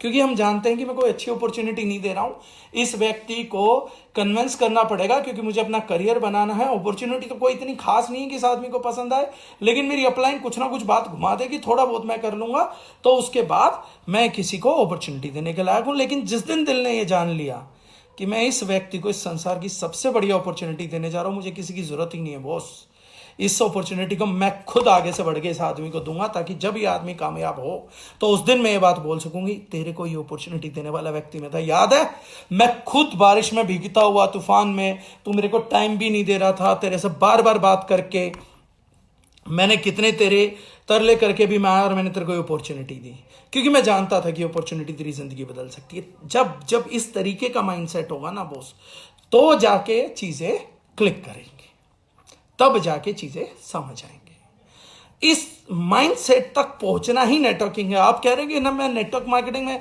कामयाब कब होऊंगा, कैसे होऊंगा? जिस दिन आप इस माइंडसेट पे पहुंच गए, जिस माइंडसेट की बात मैं अभी कर रहा हूं, जिस दिन इस माइंडसेट की आपकी यहां पे आने लग गई, जब आप अपने आप से बात कर रहे हैं और आप ये बात समझने लग गए कि हाँ यार मैं अपॉर्चुनिटी देने जा रहा हूं और मुझे अपॉर्चुनिटी देनी चाहिए क्योंकि इस व्यक्ति को जरूरत है, जिस दिन आप इस माइंडसेट पे पहुंच जाएंगे, मेरे से उस दिन लिख के देख लीजिए, अगली 1 मिनट से लेके आपको और किसी ट्रेनिंग की जरूरत नहीं है, सिर्फ ये माइंडसेट है। जिस दिन ये माइंडसेट बन गया, कामयाबी नेटवर्क मार्केटिंग में आपके हाथ लग चुकी है ऑलरेडी। लेकिन जब तक ये फीलिंग गायब है, जब तक ये जज्बा गायब है, जब तक कि ये समझ गायब है, तब तक no matter what we do हम कामयाब नहीं होने वाले। हम अपलाइन को ढूंढेंगे, हम जितेंद्र डागर को ढूंढेंगे, हम रतन साहू को ढूंढेंगे, हम अभिषेक राय गौर को ढूंढेंगे, हम किसी को ढूंढेंगे कि कोई ये घटिया सी चीज हमारे बिहाफ जाके बताया है, क्योंकि हम तो इस चीज को ये मानते ही नहीं है कि ये हम बहुत बढ़िया चीज लोगों को बताने जा रहे हैं। हम इस चीज को स्वीकार ही नहीं करते।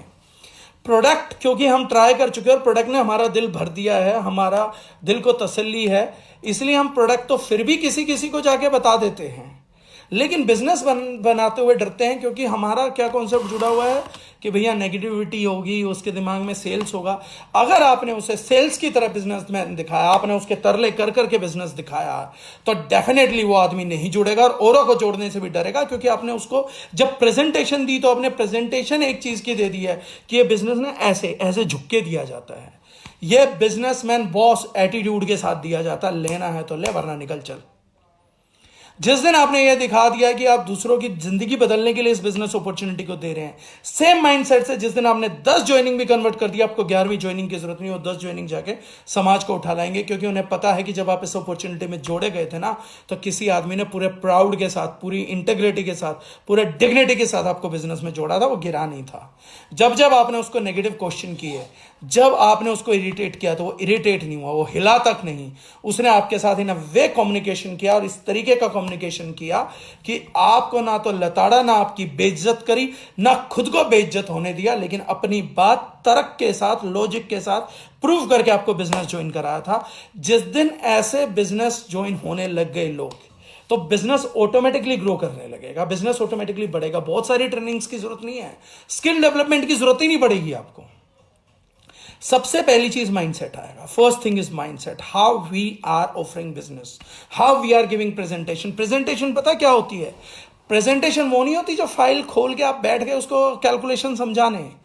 प्रेजेंटेशन वो है how you called that person, how you approach that person, how you have taken an appointment, आपने अपॉइंटमेंट क्या बोल के लिया है, आप लोगों ने किस तरीके से साथ चीज करी है। सारी चीज प्रेजेंटेशन तब से स्टार्ट हो गई थी जब उसने पहली बार आपको क्वेश्चन किया था, आपने उसको कॉल किया एंड यू सेड मेरे को तेरे से मिलना, और उस आदमी ने कहा किस बारे में? मिल के बात करते हैं। नहीं फिर भी किसी बारे में तो होगी, हाँ नहीं देखते हैं, मिल के बात करते हैं। तो उस व्यक्ति को लग गया था कि ये बच बच के मेरे तक पहुंच गया, वरना मैं पहुंचने नहीं देता। अगर हमने सीधी बात वहीं कर ली होती कि भाई एक बिजनेस मीटिंग के लिए बैठना था, समय है तो बता दे, नहीं समय है तो सीधी बात कर यार, उसमें इतनी ललो पोचो की तो बात नहीं है। अगर तेरे पास है बंदा टाइम दे सकता मुझे 30-40 मिनट आधे घंटे का, फिर वो बोलता है कि ऐसा तो नहीं है भाई आज की तारीख में कि वो मेंबर जोड़ने वाली कंपनी हो। बोल कुछ भी रहेगा, तेरे साथ जबरदस्ती नहीं करी जाएगी, ज्यादा डर लग रहा है पैसे लेके मत आइयो। लेकिन जो बात आप करें ना, उस बात को एक लहजे में एक तरीके से करिए, उसे ये ना दिखे कि ये बहुत जरूरतमंद है। हम जरूरतमंद है भी नहीं, क्यों दिखा रहे हैं किसी को कि जरूरतमंद है? वो नहीं होगा कोई और नहीं होगा कोई और नहीं होगा। 150 करोड़ की जनसंख्या में क्या वही एक सिंगल व्यक्ति इतना इंपॉर्टेंट है कि उसके लिए सब कर दिया जाए? एक रिजेक्शन आ जाएगी, 2 आ जाएगी, 3 आ जाएगी, 4 आ जाएगी, 5 आ जाएगी, 6 आ जाएगी, 7, 8, 9, 10, 11, 12, 13, 14, 15। अगर 200 लोगों की लिस्ट बनी है तो आने दो ना रिजेक्शंस कितनी आती हैं। काम करने के लिए तो 4-5 आदमी चाहिए। 195 रिजेक्शन का स्कोप है मेरे पास। 195 के रिजेक्शन के स्कोप को लेकर मैं क्यों नेगेटिविटी बांटता फिर रहा हूं दुनिया में, क्यों उनके तरले करता फिर रहा हूं? अगर मेरी जिंदगी में एक सेल करने से महीने में और मेरा घर चलता और मेरी प्रायोरिटी केवल घर को चलाना है, तो भाई एक बात बताइए, और 200 लोगों की लिस्ट है, 200 लोगों में से किसी एक ने खरीद लेना है, तो मैं पहले दूसरे चौथे आदमी तरले के प्लीज ले लो, प्लीज ले लो, प्लीज ले लो। क्यों लेना है? ले, नहीं लेना मत ले। बात करके देखी, समझ आई तो ठीक है, नहीं समझ आई तो ठीक है। एक बिजनेसमैन, कभी आप उससे प्रोडक्ट खरीदने जाते हैं तो एक बिजनेसमैन भी क्या कभी इस तरीके के तरले आपको करते हुए देखा? एक दुकानदार भी करता है। एक नेटवर्क मार्केटर बिजनेस देने के लिए तरले करता है। एक दुकानदार पैसे लेते हुए भी हमारे तरले नहीं करता, तो एक बिजनेसमैन क्यों तरले करता है भाई साहब हमारे? हम बिजनेस देने जा रहे हैं तो तरले क्यों करवाएंगे? प्रोडक्ट ले, पैसे दे, बात खत्म हुई। किस बात के हाथ जोड़े भाई तेरे सामने? ज्यादातर काम ये तब होता है जब एक नेटवर्कर दूसरे नेटवर्कर से बात करता है। किसी से तरले कराने की कोई जरूरत नहीं भाई साहब, किसी के तरले करने की जरूरत नहीं है। अगर आनी है, बात समझ आ रही है, हम लोगों का सिस्टम समझ आ रहा है, हम लोगों की चीज समझ आ रही है, तो वेलकम, वरना गुड बाय। आप अपनी जगह खुश, मैं अपनी जगह खुश। बॉस अगर आप ये मानते हैं कि वो नेटवर्कर आपके यहां कभी ना कभी टूट के जुड़ सकता है, तो आप एक बात मानिए कि आप अपनी कंपनी में उससे ज्यादा भरोसा करते हैं। अगर भरोसा करते हैं तो कल जब आपका ग्रुप साइज बड़ा हो जाएगा, जब चीजें बड़ी हो जाएंगी, तो ये बात भी गारंटेड है कि वो आपके साथ ज्वाइनिंग कर लेगा। तो आज उसके तरले क्यों करने हैं?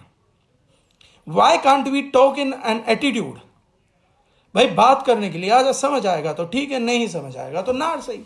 ना की जगह लाइफ में होनी बहुत जरूरी है। तेरे को कहानी समझ आए, ठीक लगे तो ठीक है, नहीं लगे तो नहीं ठीक है भाई। बिजनेसमैन डील करते हैं बराबर की, ऊपर की नहीं, नीचे की नहीं। ये नहीं चलता, ये चलता है। बात कट टू कट, ना फालतू बोलना है किसी से, ना फालतू सुनना है। किसी की हेल्प हो सकती है तो करो। ये कोई एटीट्यूड नहीं है कि हम ये बोल दें कि सर मेरे को आपकी हेल्प चाहिए थी, मुझे रास्ता दिखा दो, आप आके एक बार एनालाइज कर लो मेरे पास। अरे झूठ बोल के बुलाना क्यों है? बुलाना है तो छाती के जोर पे बुलाएंगे। तो सबसे पहले एक बिजनेसमैन का एटीट्यूड जो है वो करना जरूरी है। मनोज, जो क्वेश्चन एक बार दोबारा कॉलिंग का बताऊं, वो कॉलिंग के तरीके में आने वाले दिनों की ट्रेनिंग्स में बताने वाला हूं। नो को ना अपना सबसे बड़ा वेपन बनाइए।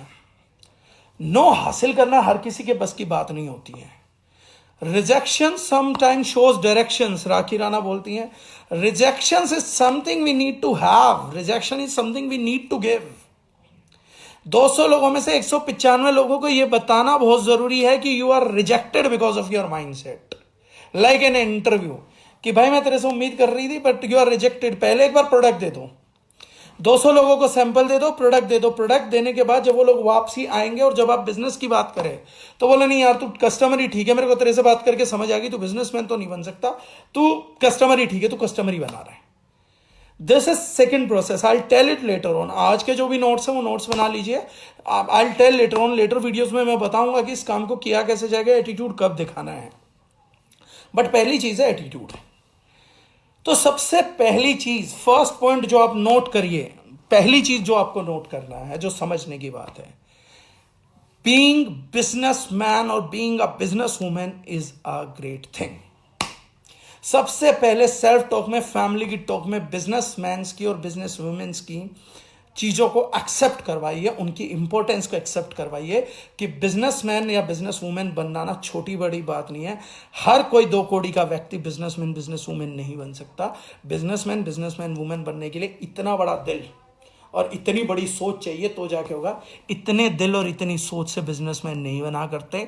नौकर बन सकते हो, सरकार की तरफ झांक सकते हो, गालियां दे सकते हो, दुनिया को भाषण दे सकते हो, राशन नहीं दे सकते हो, दुनिया के बारे में भला बुरा बोल सकते हो, फेसबुक पे बोल सकते हो, उनको एनालाइज कर सकते हो, लेकिन बिजनेसमैन बनना है ना तो बड़ी सोच और बड़ा दिल चाहिए। छोटे दिल छोटी सोच से सब कुछ बनोगे, बिजनेसमैन कभी नहीं बन पाओगे।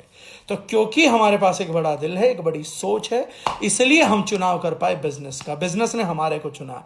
एक्चुअली तो जैसे बोलते हैं ना कि वैष्णो देवी हम जाते नहीं है, वो बुलाती है, तो ऐसे ही बिजनेस आप चुनते नहीं है, बिजनेस आपको चुनता है। अगर आपके पास बड़ा दिल है, आपके पास बड़ी सोच है, तो एक दिन कोई ना कोई बिजनेस आपको चुन लेगा। अदरवाइज आपका दिल छोटा है, आपकी सोच छोटी है, तो बिजनेस कभी भी आपको चुनेगा नहीं, बिजनेस आपके साथ कभी चलेगा नहीं। आप हो सकता है एक एंट्री पास खरीद भी लो, समझिए मेरी बात से, बहुत सारे पैसे वालों ने एंट्री पास खरीदा है, बहुत सारे छोटी सोच वालों ने और छोटे दिल वाले लोगों ने भी नेटवर्क मार्केटिंग का एंट्री पास खरीदा है। 10 करोड़ लोगों ने नेटवर्क मार्केटिंग का एंट्री पास खरीदा, लेकिन सोच भी छोटी रखी, दिल भी छोटा रखा। बिजनेस ने कभी उनका हाथ नहीं थामा। एंट्री पास लेकर तो आ गए, लेकिन कामयाब नहीं हो पाए। उसका एक ही कारण था, हम बिजनेस को नहीं चुनते हैं, बिजनेस हमारे को चुनता है।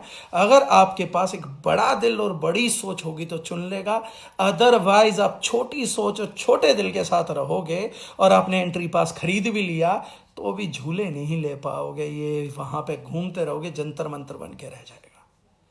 इसलिए लोग बोलते हैं, तो इसलिए बड़ा दिल रखिए, बड़ी सोच रखिए, ताकि कोई बिजनेस आपका चुनाव कर सके, कोई बिजनेस आपको का स्वयंवर में आपके गले में माला डाल सके। इसलिए बड़ी सोच और बड़ा दिल रखिए, बड़ी भावनाएं रखिए, बड़ी इमोशंस रखिए, छोटी इमोशंस नहीं बड़ी इमोशंस रखिए, बड़ा दिल रखिए, बड़ा सर्कल रखिए, बड़ा कल्चर रखिए, बड़ा दिल रखिए जिसमें बड़ी माफिया दी जा सकती हो। सब कुछ बड़ा, छोटा कुछ भी नहीं, क्योंकि बिजनेस छोटी चीजों का चुनाव नहीं करता, क्योंकि बिजनेस अपने आप में बहुत बड़ी चीज है, तो बड़ा ही को चुनता है, छोटे को चुन नहीं सकता।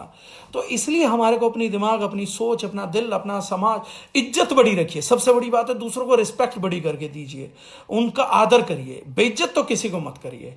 एटीट्यूड रखिए, लेकिन दूसरों को आदर देते हुए एटीट्यूड रखिए, दूसरों को इज्जत देते हुए एटीट्यूड रखिए।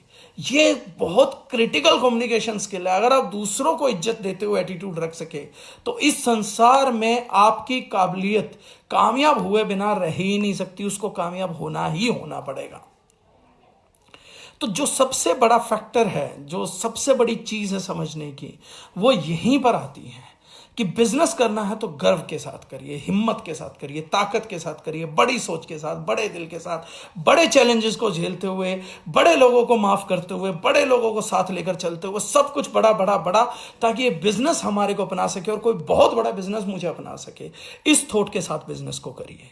सबसे पहली चीज यही है कि बिजनेसमैन होने का प्राउड या बिजनेसमैन होने का लाइफ में लेवल, मतलब इंटरनेशनल क्रिकेट टीम में खेलना आसान है साहब, लेकिन इंटरनेशनल बिजनेसमैन बनना कठिन है। ये पद हासिल करना, ये प्रतिष्ठा हासिल करना बड़ी मेहनत लगती है। क्रिकेट का पद हासिल करने में हम समझिए कितनी मेहनत लगती है, तो बिजनेस का, इंटरनेशनल बिजनेसमैन का पद हासिल करने के लिए ना बहुत मेहनत लगेगी, बहुत ताकत लगेगी, बहुत सोच लगेगी, बहुत दिल लगेगा, बड़ा दम लगेगा, लेकिन बड़ा जुनून लगेगा, शशि भूषण मांझी ने कहा, लेकिन बहुत प्यार लगेगा, लेकिन करेंगे। इंटरनेशनल पद पाएंगे एक दिन। इंटरनेशनल क्रिकेट टीम में नहीं तो खेले तो क्या, लेकिन इंटरनेशनल बिजनेस लॉबी में एक दिन खेलेंगे। इस खेल में इंटरनेशनल लेवल का खेल खेलेंगे। ये जो विचार हैं, ये जो सोच है, ये किसी बिजनेसमैन को डेवलप करती है, किसी बिजनेसमैन को बनाती है। और नेटवर्क मार्केटिंग उसी तरीके का बिजनेस है। नेटवर्क मार्केटिंग से कहानी स्टार्ट नहीं होती, कहानी बिजनेस से स्टार्ट हो जाती है, खत्म नेटवर्किंग पे आके होगी। लेकिन उसके लिए सबसे पहले हमारे पास ये अनुभव होना चाहिए, हमारे पास ये एट्रीब्यूट होना चाहिए, हमारे पास इस बिजनेस का ना एक लेवल होना चाहिए, एक दिल में आग होनी चाहिए कि yes I am that businessman. जो सरकारें करता है, जो हर एक्शन में समाज सेवा करता है, वो एटीट्यूड होना चाहिए, ये थॉट होनी चाहिए, ये लेवल होना चाहिए। सेकंड चीज क्या है, जब बिजनेसमैन बनने का फैसला हो जाए, जब ये अभिषेक ने कहा ये प्लेनेट हमारा नाम याद रखेगा, बिल्कुल इतनी बड़ी सोच होनी चाहिए, तब इंटरनेशनल बिजनेसमैन के लिए हम जा पाएंगे। अपने लक्ष्य को इतना महान बनाना है कि व्यर्थ के लिए समय ना मिले। शानदार। अंतिच चाप जी ने बड़ी अच्छी बात करी। नाम लेना थोड़ा डिफिकल्ट था सर, माफी चाहूंगा, तो लेकिन धीरे धीरे आदत हो जाएगी। तो इस तरीके की जो चीजें हैं, तो बिजनेसमैन हैं हम नेटवर्कर नहीं है, हम बिजनेसमैन हैं। हम वो बिजनेसमैन हैं जो दूसरों को बिजनेस की अपॉर्चुनिटी देने जाते हैं। ये एक रेयर इंडस्ट्री है, रेयरेस्ट टू रेयरेस्ट इंडस्ट्री है। वो रेयरेस्ट इंडस्ट्री इस चीज के ऊपर आ जाती है कि बाकी जगह पे लोग बिजनेस करते हैं, ये एक ऐसी रेयरेस्ट इंडस्ट्री है जहां हम बिजनेस करते नहीं है, हम बिजनेस देने भी जाते हैं और लोगों को भी बिजनेस करने में आत्मा से, दिल से, मेंटल इमोशन से मेहनत काम करते हैं, ट्रेनिंग्स करते हैं। तो पूरा पूरा दिन एक ट्रेनर खड़ा रहता है, बोलना पड़ता है, सोचना पड़ता है, किताबें पढ़ते हैं, किताबों पे पैसा फूकते हैं ताकि अपने लोगों तक अच्छा मटेरियल पहुंचा सके। एक व्यक्ति फील्ड में जाता है, दूसरे का हाथ पकड़ के फील्ड कराता है। यहाँ पे स्पेशली मैं नाम लूंगा संजीव हुड्डा भैया का, हर किसी के साथ जाते हैं। जिग्नेश भट्ट है, गौरव चौहान है, अभिषेक राय कंवर है, मधु है। लोग फील्ड में जाते हैं, फील्ड में मदद करते हैं, ट्रेनर ट्रेनिंग में मदद करता है, ऑफिस में स्टाफ मदद करता है। कितने लोगों से मिलके एक सिस्टम बनता है। एक सिंगल व्यक्ति की कामयाबी के लिए सोच के देखिए कितने लोग मेहनत कर रहे हैं। उसकी अपलाइंस, उसकी मैनेजमेंट, ट्रेनर, सिस्टम, उस सेमिनार में भीड़ लेके आने वाला, टिकट बेचने वाला, एक एक टिकट बेचने वाला व्यक्ति उतना इंपॉर्टेंट है कि एक व्यक्ति की कामयाबी के लिए अगर एक व्यक्ति ने एक टिकट खुद की भी खरीदी या खुद की टिकट भी प्रमोट करी, एक टिकट भी प्रमोट करी, उस व्यक्ति ने किसी दूसरे की कामयाबी के लिए सोच के देखिए कितना बड़ा कंट्रीब्यूशन दिया। यह और कहीं नहीं होता, यह अन्यथा कहीं नहीं होता है। इसलिए नेटवर्क मार्केटिंग तर्क के आधार पे बहुत बड़ी इंडस्ट्री है, तार्किक आधार पे बड़ी इंडस्ट्री है। ये मोटिवेशनल नारे लगाने से, जय करने से नहीं है इंडस्ट्री बड़ी। ये इंडस्ट्री बड़ी इसी कारण से है क्योंकि एक व्यक्ति को कामयाब करने के लिए एक ट्रेनर ट्रेनिंग अरेंज करेगा, कोई प्रोडक्ट लॉन्च करेगा, कोई उस प्रोडक्ट को डिजाइन करेगा, कोई सर्विस देगा, कोई लॉजिस्टिक्स वाला लॉजिस्टिक्स चलाएगा, कोई फेडेक्स उनकी डिलीवरी को संभालेगी, कोई लीडर ओवर द फोन बताएगा, कोई व्हाट्सएप फॉरवर्ड करेगा, कोई एक टिकट प्रमोट करेगा, कोई एक टिकट को बेचेगा, कोई एक टिकट लेके खुद वहां पे टाइम पे पहुंचेगा। यह सब किसी ना किसी एक व्यक्ति की कामयाबी के लिए होता है। और मतलब ऐसी अप्लायंस जो आप गिरते हो, आप हाथ छोड़ देते हो, आप साथ नहीं चलते तो भी चलती हैं। और ऐसी टीमें जब अपलाइन घर पे बैठी होती है, कंफर्ट जोन में होती है, तो घर से निकालते हैं, सेमिनार पे लेके जाते हैं। ये अन्यथा कहीं नहीं होता। एक आदमी नाकामयाब हो रहा हो ना, तो उसके घर वाले भी उसकी हिम्मत तोड़ने में कसर नहीं छोड़ते। लेकिन इस इंडस्ट्री में आपका सर्कल दोस्तों का इतना बड़ा हो जाता है कि वो आप घरों में बैठ जाओ ना तो फोन कर करके बुलाते हैं कि भाई इस बार मीटिंग में नहीं दिखे, इस बार ट्रेनिंग में नहीं दिखे, कहाँ हो, तबीयत तो ठीक है, इस बार आप दिखे नहीं, डागर सर की ट्रेनिंग थी आप पहुंचे नहीं, इस बार अश्वमेघ था आप आए नहीं। मतलब हम कितने लोगों को जो है, कितने ही लोगों को इकट्ठा करके ये करते हैं। क्रॉस लेग्स में हेल्प करना, एक दूसरे को सेमिनार मीटिंग्स में हेल्प करना। अगर 30 या 50 अचीवर ना हो तो हम रेजिडेंशियल कॉन्फ्रेंस नहीं कर सकते। हर एक अचीवर जो अपनी भी निकालता ना अचीवमेंट, दोस्त आप में से जितने लोगों ने अपनी ट्रिप की अच्छी क्वालिफिकेशन करी, आज मैं बताता हूं आप लोगों ने कितनी बड़ी समाज सेवा करी। जब आप में से हर व्यक्ति ने केवल अपनी क्वालिफिकेशन भी निकाली ना, तो आपने ट्रेनिंग के रास्ते खोले, आपने परिवार बनने के रास्ते खोले, आपने चाहा कि 30-50 लोग नजदीक आए, ये परिवार बने। उसमें हर एक व्यक्ति का अभूतपूर्व ऐतिहासिक कंट्रीब्यूशन था कि हम लोगों ने अपनी ट्रेनिंग क्वालिफाई करी ताकि एक परिवार बन सका, ताकि ट्रेनिंग्स हो सके, ताकि एक एक व्यक्ति कामयाबी की तरफ बढ़ सका। हर वो व्यक्ति जो अपनी ट्रिप क्वालिफाई करके आता ना साहब, वो छोटा आदमी नहीं, वो बड़ी अचीवमेंट होती है। एक व्यक्ति जो अपना रैंक निकाल के स्टेज पे माइक संभालता ना, और वो लोगों को बताना चाहता है कि देखो मैंने मेहनत करी और मैंने रैंक निकाल दिया। तो रैंक निकाल के आपने अपने लिए अचीवमेंट करी, वो सेपरेट है, वो छोटी अचीवमेंट है। लेकिन सामने बैठे 300-500 लोगों की साहब आपने हिम्मत बूस्ट कर दी, आपने उनकी बैटरी चार्ज कर दिया, आपने हिम्मत को बढ़ा दिया। ये महान बात है, ये कंट्रीब्यूशन है जो आपका कभी भी नकारा नहीं जा सकता। और जिन लोगों के दिल तक ये बात पहुंचती है ना, फिर वो भीड़ में बैठ के आप लोगों के लिए तालियां बजाते हैं कि आज आपकी वजह से जो मेरी बैटरी डिस्चार्ज थी वो दोबारा आपने प्लग करके मेरी बैटरी को चार्ज कर दिया। तब ये हिम्मत बनती है, तब ये बात बनती है। हर एक व्यक्ति ना यहां पे एक एक व्यक्ति की कामयाबी के लिए मेहनत कर रहा है। ये प्रैक्टिकली वो प्लेटफॉर्म है जहां पे हम प्रैक्टिस करते हैं all for one, one for all. All for one, one for all. यहां पहली बार वो चीजें होती हैं कि अगर एक आदमी कामयाब होने के लिए, देखिए हम में से हर आदमी को कामयाब होने के लिए सेमिनार चाहिए, एग्रीड। हर व्यक्ति को कामयाब होने के लिए सेमिनार चाहिए। और उस सेमिनार को कामयाब करने के लिए कितने आदमी काम करते हैं? क्या जितेंद्र डागर जी काम करते हैं? क्या खाली अपलाइन काम करती है? क्या खाली आप काम करते हैं? नहीं। एक ट्रेनिंग चाहिए, क्या खाली हम ट्रेनिंग में काम करते हैं? नो। हम इतने सारे लोग मिलते हैं, 10 20 50 लोगों की एक कोर कमेटी बनती है, वो तो आगे अपनी कमेटी बनाते हैं, वो 2 2 4 4 लोगों की टीम करते हैं, और उसके बाद हम जाके ट्रेनिंग प्रोग्राम अचीव करते हैं। हमने जनवरी फरवरी मार्च में असम में किया, सॉरी फरवरी मार्च में, अप्रैल में करने वाले थे। तो हर एक व्यक्ति जो वहां कुर्सी, एक सिंगल कुर्सी भी ऑक्यूपाई करके बैठा था ना बॉस, वो बहुत बड़ा था। और जिस व्यक्ति ने 5 आदमी या 10 आदमी या 15 आदमी या 20 आदमी या 25 आदमी अपनी टीम से पहुंचाए, चौहान साहब ने 30 30 32 आदमी पहुंचाए, तो वो जो 30 30 32 आदमी वहां पहुंचे हैं ना दोस्तों, हर एक व्यक्ति महान व्यक्ति था। वो हर एक व्यक्ति जो था उसने बहुत बड़ा काम किया दूसरों की कामयाबी के लिए। अगर गौरव चौहान जी के वहां पे 35 व्यक्ति पहुंचे, तो वो मधु बघेल की भी टीम के लिए उतना ही बड़ा काम हुआ। उस स्ट्रेंथ को देख के मधु की भी टीम एक्टिवेट हुई, अभिषेक की भी टीम एक्टिवेट हुई, अनुराग की भी हुई, संजीव भैया की हुई। अगर रोहतक से गौरव जी, रोहिल्ला साहब और ये सब लोग गाड़ियों में भर के आए, राठी साहब, तो इससे दूसरों को भी मोटिवेशन मिला। अगर हर्ष अग्रवाल उस दिन शादरा से निकल के आया तो उसने बाकी टीमों को हिम्मत दी है। तो हम लोगों ने एक दूसरे के साथ जुड़ के, लग के, पूरी जिंदगी भर की मेहनत का, पूरी जिंदगी भर की हिम्मत का जुगाड़ करा। ये सबसे बड़ी बात है। इसी को टीम वर्क बोलते हैं एक्चुअली में। टीम वर्क प्लान दिखाना नहीं है, खाली टीम वर्क ये होता है अगर समझा जाए तो। टीम वर्क ये चीजें हैं जिसको महसूस किया जाए तो बिजनेसमैन होने की सारी वादा खिलाफी यहां से मिटा दीजिए। और आज के बाद अगर कोई व्यक्ति टच में आए और वो बिजनेसमैनों को चोर बोले, ठोक दो। उन्हें समझ क्या होते हैं, उनको बताइए कि नहीं आ पा रहा, बुद्धि कम पड़ गई है, तो इसमें बिजनेसमैनों की गलती नहीं है, आपकी बुद्धि का स्तर इतना नहीं है कि पहुंच सके। किसी ने आपकी बाल्टी में कुआं उड़ेलने की गलती कर दी तो की गलती नहीं, गलती बाल्टी की, कि उसके पास जगह नहीं थी कि एक कुएं का पानी।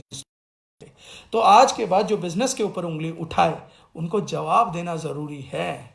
वो एक पुराना शेर था, मुझे पूरा तो याद हो नहीं, कि पानी सर से ऊपर उतर जाए तो कुछ करना जरूरी है, ऐसा समथिंग, लेकिन जिंदा हो तो जिंदा नजर आना जरूरी है। अगर बिजनेसमैन हो तो बिजनेसमैन नजर आना जरूरी है। और अगर कभी नेगेटिविटी की बात चले तो क्योंकि ठोक दो पर प्यार से मधु बघेल जी ने बोला, बिल्कुल मोहब्बत के साथ, इज्जत के साथ, लेकिन बिजनेसमैनों की नेगेटिविटी सुनने के लिए नहीं बने। और वो बिजनेसमैन कोई भी हो, संसार का भी बिजनेसमैन हो, अगर उसके काम की बुराई हो रही है तो काम की बुराई सुन, लेकिन बिजनेसमैन की नहीं। पूरी लॉबी को जनरलाइज करके अगर बुराई करी जाए तो नहीं सुनना, उनको समझा देना है। सुनना नहीं है, उल्टा समझा देना है इज्जत के साथ। सेकंड थिंग, अब आते हैं बॉस माइंडसेट पे। कल भी मैंने टॉपिक लिया था माइंडसेट पे।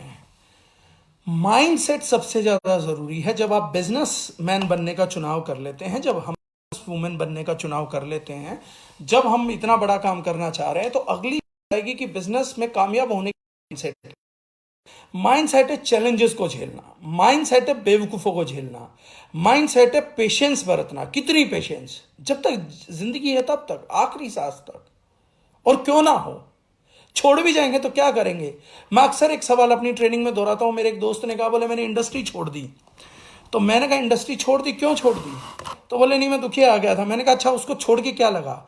शाहरुख खान लगा कि महेंद्र सिंह धोनी लगा? अगर आप इंडस्ट्री को इंडस्ट्री से बड़ा कुछ करने के लिए नहीं छोड़ रहे हैं तो बिल्कुल मत छोड़िए। अगर आपके पास बड़ा प्लेटफॉर्म करने के लिए कुछ है और उसके लिए आप छोड़ना चाहते हैं तो यकीन मानिए, मैं बाकी जगह को तो नहीं जानता, लेकिन दारुल का परिवार, दारुल की टीम समेत मेरे आपकी मदद करेगा।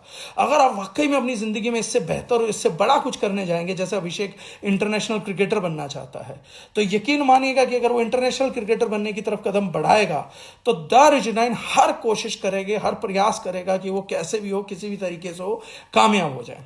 अगर राहुल शर्मा बहुत बड़ा ट्रेनर बनने के लिए, फिजिकल ट्रेनर बनने के लिए यूट्यूब पे वीडियोस करेगा, तो दारुल परिवार उसकी वीडियो शेयर कर करके उसका साथ देगा ताकि वो बहुत बड़ी चीज बन सके, सेलिब्रिटी फिटनेस ट्रेनर बन सके। हम उसमें उसका साथ देंगे।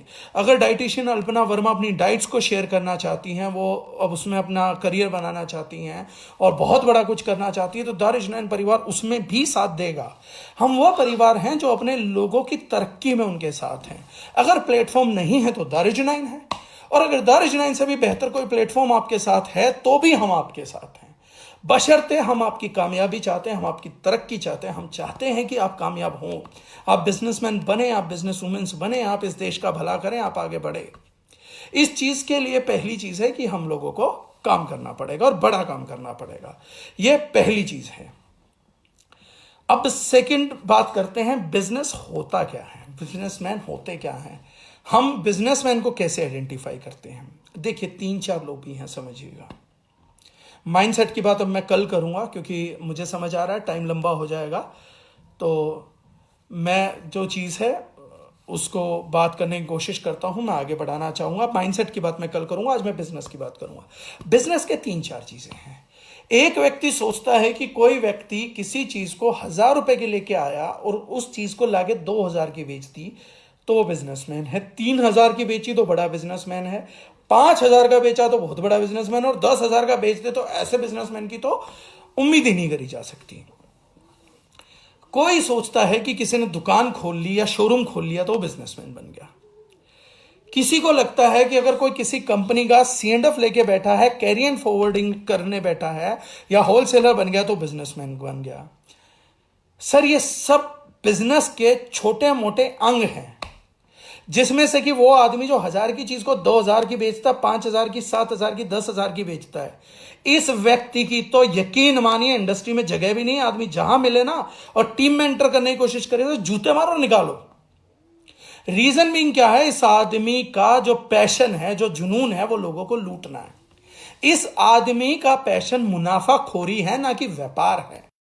इस आदमी का पैशन बिजनेस करना नहीं है, बेचना है। का पैशन गंदे से गंदी, घटिया से घटिया चीज को भी बस बेच देना है। ये हमारी टीम के लायक लोग नहीं है। ये टीम में आएंगे, आपके अच्छे प्रोडक्ट को भी बर्बाद कर देंगे। MRP पे बेचना बुरा नहीं है, लेकिन एक चीज को झूठ बोल के ओवर प्राइस करके बेचना मूर्खताएं हैं, यह व्यवहारिक नहीं है। आपको जो करना है बेसिकली बस यही करना है कि बिजनेसमैन कौन होता है, बिजनेस को समझिए, व्हाट बिजनेस मींस। अगर आज पूरी इंडस्ट्री में एक दावा करता हूं साहब, पूरी नेट इंडस्ट्री में एक दावा करता हूं, और आज के बाद यह दावा रहेगा कि दारुल की टीम के अलावा किसी व्यक्ति को इस चीज का मालूम नहीं होगा, क्योंकि आज डेरों की तरह चल रही है, बाबाओं पे चल रही है। यहां पे विभिन्न विभिन्न नाम के डेरे हैं और विभिन्न विभिन्न बाबाओं के भक्तों की कतारें हैं। वहां पर अपने लिए कोई नहीं है, अपनी उन्नति के लिए कोई नहीं है। डेरे में लोग जाते थे, कभी लोग वन में जाते थे, कभी गुरुओं के पास जाते थे परमात्मा पाने की चाह में, कभी लोग जाते थे ईश्वर पाने की कल्पना में, वो रास्ता सीखने के लिए, वो तरक्की करने सीखने के लिए। महात्मा बुद्ध जी को प्रणाम करना चाहूंगा मैं यहाँ, जिन्होंने विपश्यना दी, वो रास्ता दिया कि कैसे आप परमात्मा को पाएं। लेकिन आज लोग जाते हैं डेरों में बाबा की जय करने के लिए, कि फलाने बाबा की जय हो, उसके फोटो खरीदने के लिए, उसकी फोटो लगाने के लिए। आध्यात्मिक तरक्की हो या ना हो, लेकिन बाबा की फोटो की तरक्की हो जाती है, डेरों की तरक्की हो जाती है। इसी तरीके से आज नेटवर्क मार्केटिंग में डेरे खुल गए, बाबा बन गए, भक्त आ गए, भक्ति चल रही है, बिजनेस नहीं चल रहा है। नारा लग रहा है, तर्क के आधार पर बात नहीं करनी है।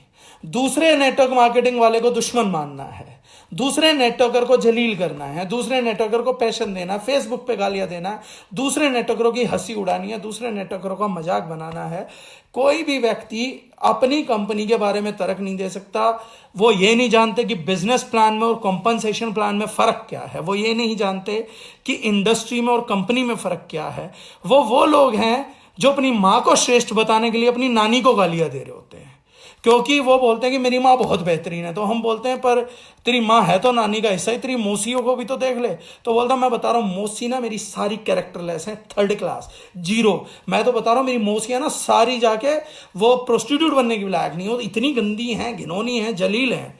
तो अल्टीमेटली आपने अपनी माता जी को महान बनाने के लिए अपनी नानी को गालियां दी थी। आपने अपने मात को बचाने के लिए परिवार को जलील कर दिया, खानदान को जलील कर दिया। और इस बुद्धि का व्यक्ति, इतनी बड़ी सोच का व्यक्ति सोचता है कि इंडस्ट्री उसको बदले में गिफ्ट में सफलता देगी, सक्सेस देगी, जो कि होने वाला नहीं है। वो किसी के काम की आलोचना की जा सकती है, किसी के काम के तरीके की आलोचना की जा सकती है, लेकिन व्यक्ति की आलोचना अलाउड नहीं होती है। कंपनी की आलोचना अलाउड नहीं होती, उसकी वर्किंग की आलोचनाएं, क्रिटिसिज्म हो सकता है। तो बिजनेस के लिए जो सबसे क्रूशियल बात है जो समझने की है, वो सबसे बड़ी बात यही है कि नेटवर्क मार्केटिंग के अंदर हम काम करते हुए,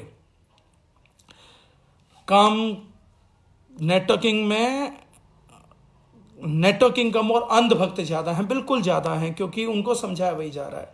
सेल्स इंपॉर्टेंट है, लोगों को जोड़ना इंपॉर्टेंट है। लोग जुड़ेंगे जब आपका स्वभाव अच्छा होगा, लोग जुड़ेंगे जब आपका कैरेक्टर अच्छा होगा, लोग जुड़ेंगे जब आपकी थॉट में क्लैरिटी होगी, लोग जुड़ेंगे जब आपके विजन में क्लैरिटी होगी, लोग जुड़ेंगे जब आपकी बातों में इंपैक्ट होगा, लोग जुड़ेंगे जब आप में ट्रेनिंग दिखेगी, लोग जुड़ेंगे जब आपका व्यवहार बेस्ट होगा, लोग जुड़ेंगे जब आपका प्रोडक्ट बेस्ट होगा, लोग जुड़ेंगे जब आपकी टीम बेस्ट होगी, लोग जुड़ेंगे जब आप ये बताएंगे उनको कि हमारी टीम में कहीं किसी के साथ जुड़ लीजिए, हमारी पूरी टीम बेस्ट है, आप हमारी कंपनी को कहीं से जुड़िए, सब जगह आपको बेहतरीन लोग मिलेंगे। जब आप उन्हें बताएंगे कि हमारी कम्युनिटी में हम गंदे लोगों को भाई रखते ही नहीं हैं। तो बिजनेस के जिस स्केल की मैं बात कर रहा था ना, उसमें गंदे लोग यही हैं जो 100 की चीज को 500 का बेचना पसंद करते हैं। कई लोग लेके आते हैं नेटवर्क मार्केटिंग में कि ये बड़ा चालू आदमी है सर, ये चीजें बहुत अच्छी बेच लेता है, इसको शामिल कर लो।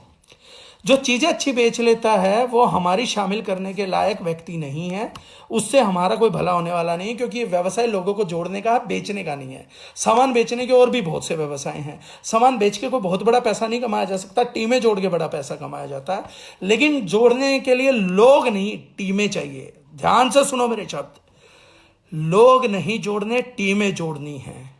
कमजोरियां नहीं जोड़नी, ताकत जोड़नी है। कंप्लेंट्स नहीं जोड़ने, चैलेंजेस नहीं जोड़ने, बल्कि मोटिवेशन जोड़नी है। आपको हिम्मत तोड़ने वाले नहीं जोड़ने, हिम्मत जोड़ने वाले जोड़ने हैं। आपको टूटे हुए नहीं जोड़ने, मजबूत जोड़ने हैं। तो एक टीम जुड़नी चाहिए, जो लोग आए तो साथ में मुट्ठी बने। ऐसा मत जोड़ लीजिए कि कांटा जोड़ लें, जो मुट्ठी बनाओ तो कांटा ही अपनी उंगली में चुभता रहे और बाद में आप कहो ये मैंने क्या जोड़ दिया भाई। तो टीम ऐसी जोड़नी है जो वक्त आने पे आपको मजबूती दे, आपको कमजोर ना करे, जो आपकी आलोचना ना करे, जो आपके साथ प्रॉब्लम्स का सॉल्यूशन करे, नई प्रॉब्लम्स को क्रिएट ना करे, जो प्रॉब्लम्स का व्याख्यान ना करे, बल्कि प्रॉब्लम्स के समाधान पे फोकस करे। ऐसी टीम जोड़नी है। तो बिजनेसमैन कौन होते हैं, मैं उसी टॉपिक पे आ रहा हूं। ये सब उसके बीच में था कि लोएस्ट कैटेगरी के सेल्समैन को बिजनेसमैन मत समझिए और उस एटीट्यूड में खुद को मत रखिए, डील मत करिए। ना वो काम करने के लिए हम लोग यहां पर आए हैं, ना हम शोरूम वाले हैं, ना हम दुकान वाले हैं। कैरी फॉरवर्डिंग समझिए, एक कैरी फॉरवर्डिंग एजेंट बिजनेसमैन नहीं हो सकता। कैरी फॉरवर्डिंग एजेंट एक बिजनेसमैन का कैरी फॉरवर्डर है, लेकिन बिजनेसमैन नहीं है। एक होलसेलर किसी बिजनेसमैन के प्रोडक्ट का होलसेलर है, खुद बिजनेसमैन नहीं हो सकता। कोई दुकानदार किसी प्रोडक्ट का दुकानदार है, बिजनेसमैन नहीं है। तो बिजनेसमैन कौन है? बिजनेसमैन वो होता है जो समाज की किसी समस्या का हल करता है। वो समाज में किसी प्रॉब्लम को डायग्नोस करता है या किसी गिरते हुए ट्रेंड को डायग्नोस करता है, उसको एनालाइज करता है, उसके सॉल्यूशन के तौर पे या तो किसी सर्विस को लेकर आता है या किसी प्रोडक्ट को लेकर आता है, फिर उस व्यक्ति के लाए हुए समाधान को बेचने C&F जुड़ते हैं, होलसेलर जुड़ते हैं, डिस्ट्रीब्यूटर्स जुड़ते हैं और काफी सारे और भी चीज उसके बिजनेस के लिए जुड़ती हैं। बट बिजनेसमैन कौन है? बिजनेसमैन केवल और केवल वो व्यक्ति है जो इस समाज की किसी समस्या का समाधान लेके आ रहा है। इसीलिए जब मैं बोल रहा था अजीम प्रेम जी के बारे में, तो मैंने कहा कि वो पहले भी समस्याओं का समाधान लाए।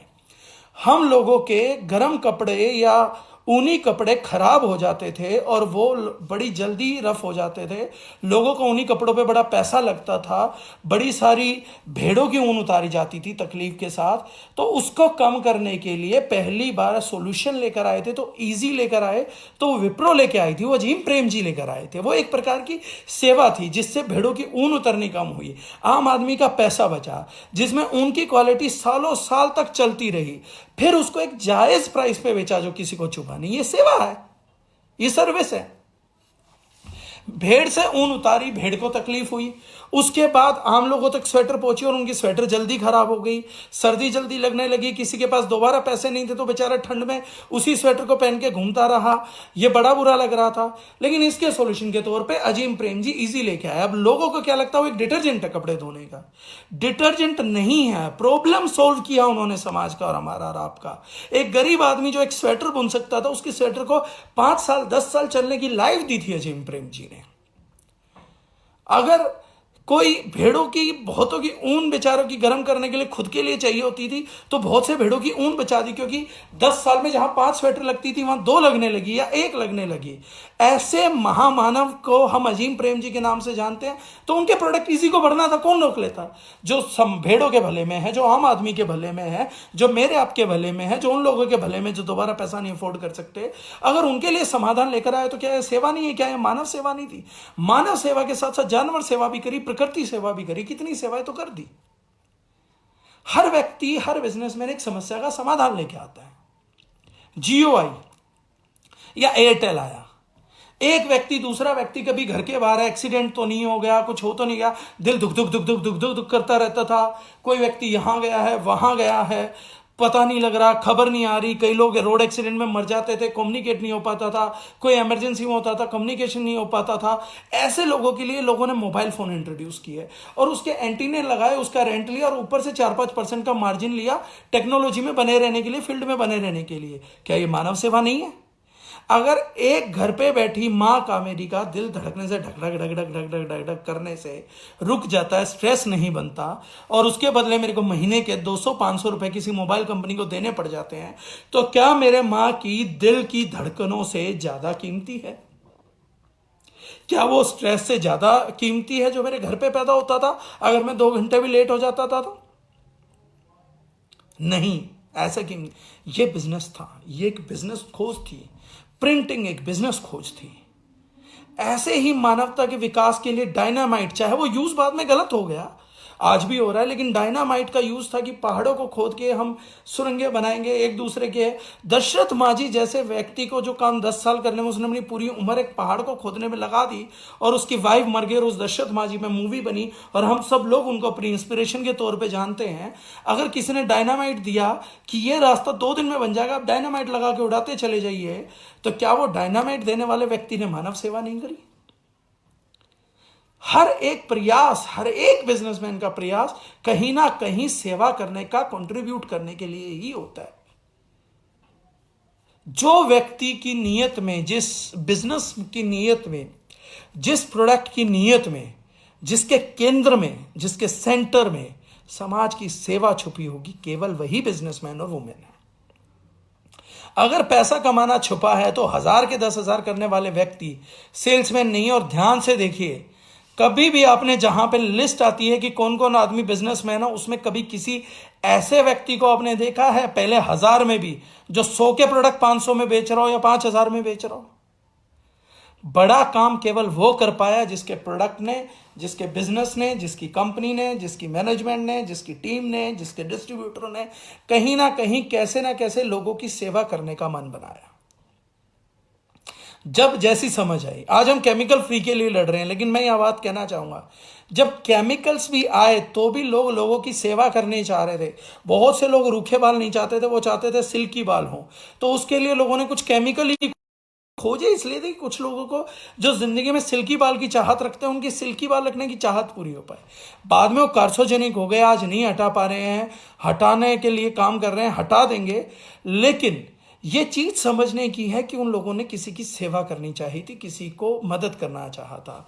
नेटवर्क मार्केटिंग दुर्भाग्य से कहूंगा, बदकिस्मती से कहूंगा, एक ऐसा बिजनेस बन गया जहां लोगों ने पैसा कमाने की चाहत में ऐसी कंपनियों का जन्म करवा दिया या ऐसी चीजों को जन्म दिलवा दिया जो सेवा तो छोड़ो सिर्फ पैसा बनाने के लिए आई थी। मतलब कुछ नेटवर्करों ने कहा कि हम वहां पैसा नहीं बना पाए इसलिए आप कंपनी खोल दो, हम मिलके पैसा बना लेंगे।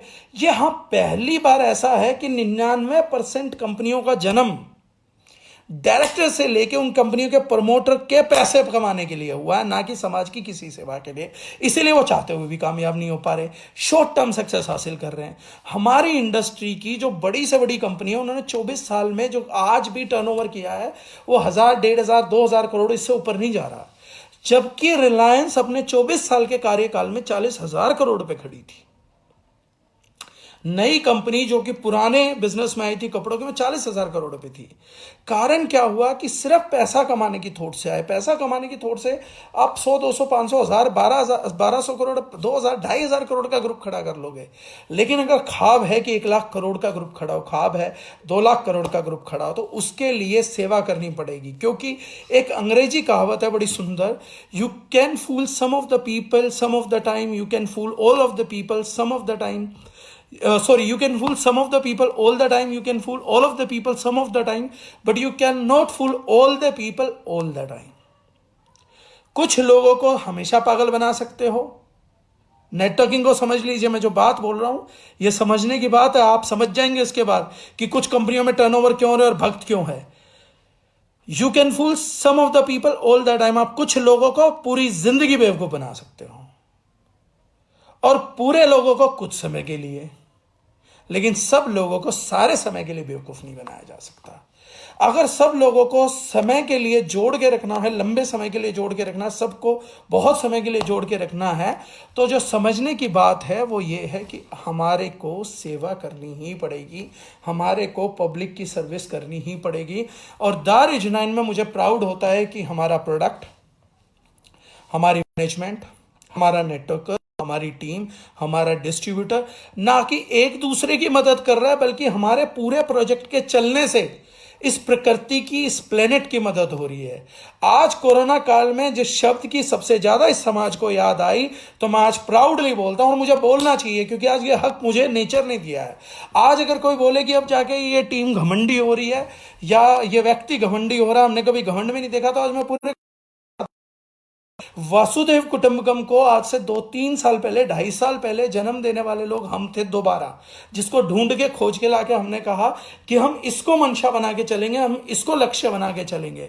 आज मैं बड़े घमंड के साथ ही बोल रहा हूं, प्राउड के साथ ही बोल रहा हूं कि जब कोरोना काल आया तो हर समाज को, संसार में हर पढ़े लिखे को, हर इंटेलिजेंट आदमी को याद आई तो केवल 2 शब्दों की याद आई, वसुदेव कुटुंबकम की। लेकिन इससे पहले अगर इस शब्द की याद दिलाने के लिए कोई ऑर्गेनाइजेशन काम कर रही थी तो वो केवल एक ऑर्गेनाइजेशन काम कर रही थी, वो कर रही थी दारुल एंटरप्राइजेस प्राइवेट लिमिटेड।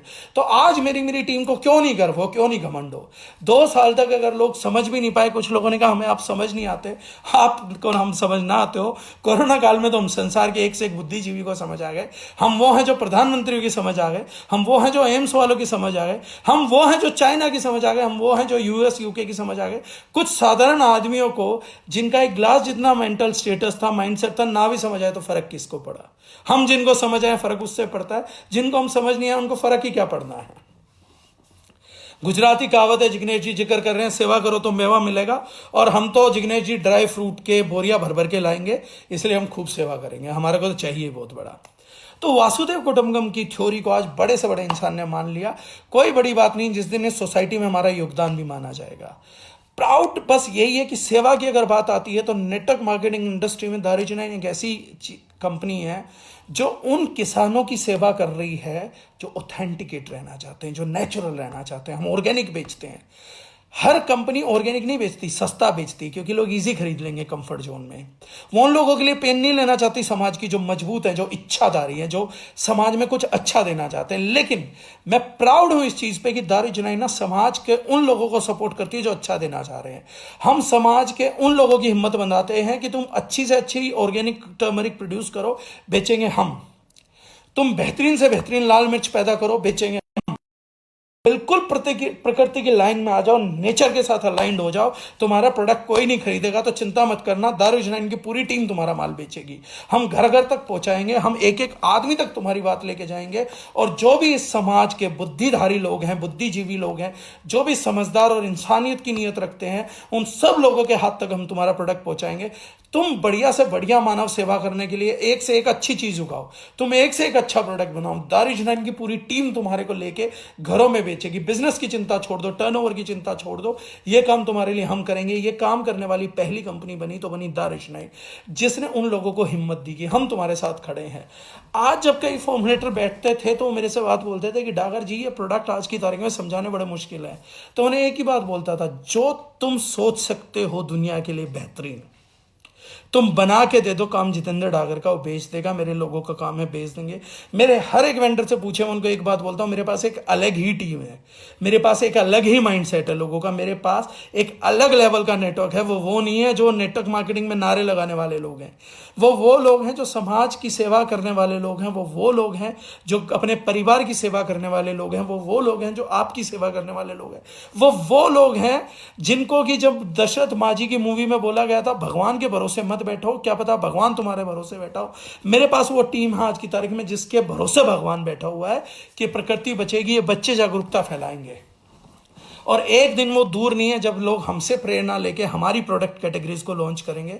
आज बहुत सारी कंपनीज ने तो कर भी दिया, बहुत सारी फॉलो आगे भी करेंगी, करना भी चाहिए, हम मौका भी देंगे और ईश्वर करेगी वो करे। सारी कंपनियों को अधिकार है कि वो इस प्लेनेट की सेवा करे, भले ही हमसे सीख के करें, हम उसमें भी गर्वान्वित हैं।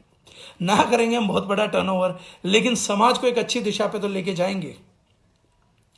तो ये जो चीज है, ये जो जज्बा है, ये कहीं और किसी को मिलता नहीं है। तो हम लोग बिजनेस में क्यों नहीं कामयाब होंगे? हमसे बड़ी समाज सेवा आज की तारीख में नेटवर्क मार्केटिंग में कोई कर ही नहीं रहा। तो जब हमसे बड़ी सेवा नहीं कर रहा तो हमसे बड़ा बिजनेस भी नहीं करेगा। ये प्रकृति का नियम है। ये प्रकृति का नियम जिस दिन फलीभूत होगा वो उस दिन हमारा काम होगा ही होगा, क्यों नहीं होगा?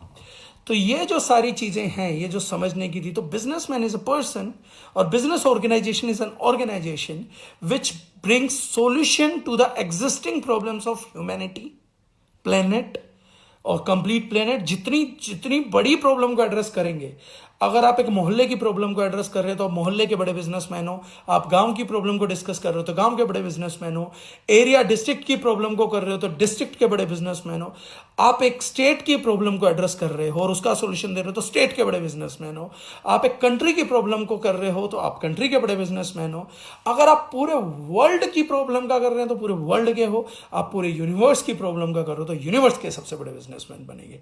आज कोरोना का अगर कोई भी व्यक्ति बिजनेस ही बना ले कि कोरोना का एक इंजेक्शन ही निकाल दे, बिजनेस ही बन जाने दो चलो इसको, तो व्यक्ति पूरे वर्ल्ड की सेवा करेगा और वर्ल्ड का नाम ही बिजनेसमैन बनेगा। यही एक सिंपल सा लॉजिक है बिजनेस को करने का।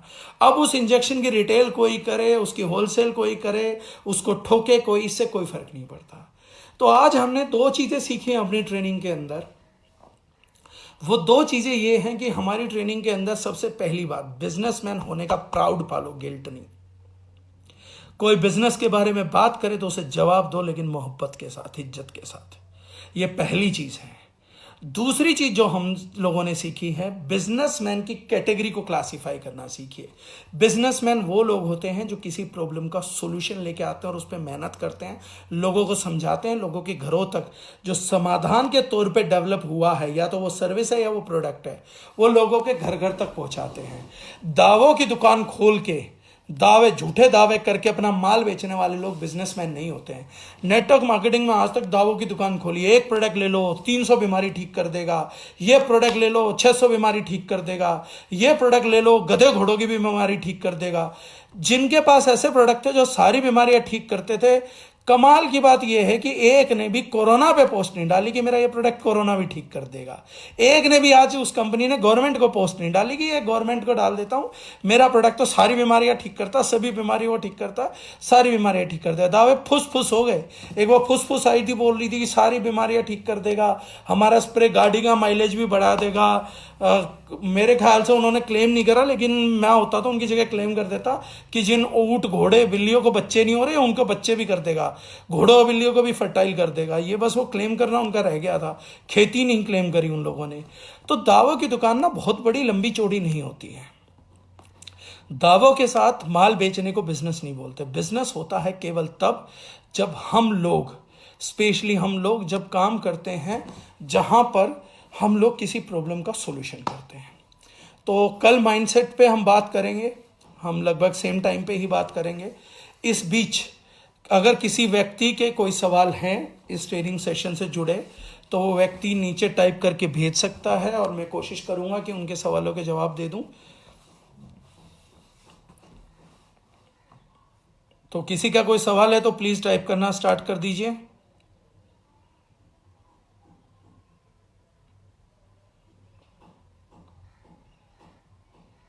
किसी के पास कोई सवाल नहीं है तो झूठी तारीफ कर दो। अभिषेक रायकर ने कहा वो कंपनी फुस हो गई। एक्चुअली उन्होंने अपना स्प्रे ना खुद के ऊपर यूज कर लिया था, तो समाज का समाधान कर दिया। वो हर चीज का समाधान कर सकते थे तो उन्होंने अपना समाधान कर लिया, इसलिए वो फुस हो गए। एक्चुअली जिन लोगों ने वो स्प्रे खरीदे थे तो वो प्रॉब्लम्स का सोल्यूशन कर रहे थे, हर बीमारी का इलाज कर रहे थे। मुझे लगता है उन्होंने वो सारे स्प्रे एक दिन कंपनी पे छिड़क दिए।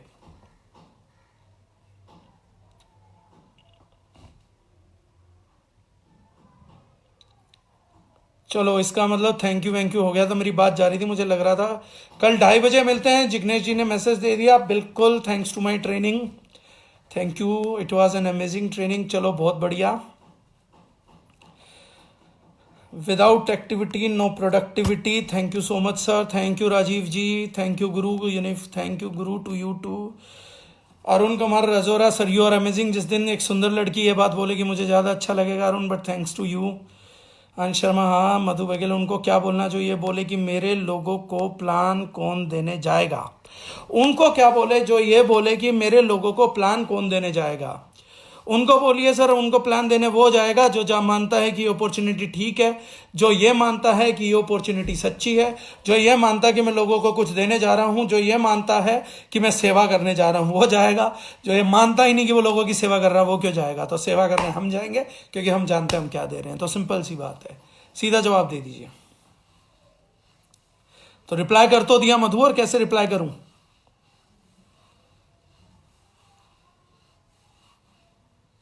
भाई सिंपल है, मेरे लोगों को कौन प्लान देने जाएगा? बिजनेस आप कर रहे हैं, किसके लिए बिजनेस कर रहे हैं? जिसके लिए बिजनेस कर रहे हैं वो प्लान जाएगा। आज फैमिली ने साथ बैठकर ट्रेनिंग अटेंड की है तो फैमिली ने बोला ऑल द रिजनन फैमिली प्राउड ऑफ द रिजनन and Daga sir. Uncle ji को भाई मेरा आदाब बोलियो इमरान, और अगर कुछ बातें गलत होगी तो अंकल जी को बोलना, मुलाकात पे कूटने की नहीं रखी है। Even after lockdown break we will continue online training. Abhishek Raikar का कहना ऑनलाइन ट्रेनिंग हम उसके बात करें। नरेश सेना जी का कहना है सर प्रोडक्ट्स की डिलीवरी का कोई तरीका निकला? अभी नहीं निकला नरेश जी, आज वैभव टच में है गवर्नमेंट डिपार्टमेंट के, उम्मीद करते हैं कल शायद कुछ हो। शालू पांडे थैंक यू कर रही हैं। विशाल सर बहुत बढ़िया ट्रेनिंग थी, मजा आ गया और कुछ सीख भी लिया, तो कुछ इंप्लीमेंट भी कर लिया और अपने लिए कुछ पैसे भी कमा लिए और समाज का भला भी करियो। अगला अजीम प्रेम जी मैं तुझे देखना चाह रहा हूँ। शिल्पा मैम कह रही हैं thank you for amazing training, thanks to you all you ma'am, thank you very much. Jignesh Bhatt ji ने कहा हम जिंदा हैं सर, बिल्कुल जिंदा हैं और 1.5 घंटे की ट्रेनिंग बिना पानी पिए भी कर रहे हैं, और इससे पता लगता हमें कोरोना भी नहीं है क्योंकि अभी सांसें फेफड़े पूरी पंप कर रहे हैं। मनोज जैनवाल जी ने कहा सर लोग समझते हैं हम एमएलएम प्रोडक्ट सेल करने का काम है, तो इसीलिए मैं बोल रहा हूं सर लोग कुछ नहीं समझते हैं, ये सब हम दिखाते हैं। मैंने कहा हम जैसे प्रेजेंट करेंगे, uncle ji reply to you thanks for your training, uncle ji को थैंक यू। हम जैसे अपनी प्रेजेंटेशन देंगे ना मनोज, वैसा ही सामने वाला करेगा मेरे भाई। लोग नहीं समझते, लोगों को आज तक जिन लोगों ने समझाया है, जिन लोगों ने कल की ट्रेनिंग का टाइम 2:30 बजे है मैम, जितने लोगों ने समझा इससे पहले वो उनको माल बेचने ही गए हैं, वो लोगों ने तरले कर करके माल बेचा, उन्होंने इंडस्ट्री का बाजा बजा दिया है, उन लोगों ने इंडस्ट्री को 2 कौड़ी की बना दिया है, उन्होंने लोगों को माल खरीदने के लिए हाथ जोड़े। उनकी कंपनियों की गलती थी, उन्होंने अच्छा प्रोडक्ट नहीं दिया, उनकी मैनेजमेंट की गलती थी, उन्हें अच्छी ट्रेनिंग नहीं दी, उन लोगों की गलती थी कि उनको जिन्होंने ट्रेनिंग दी वो सेल्स वाले और मोटिवेशन वाले थे, उन्हें पता ही नहीं था कि सेल्स मोटिवेशन तब दी जाती जब आदमी टूटा पड़ा हो। हर बार एंटीबायोटिक हर बीमारी का इलाज नहीं होता है।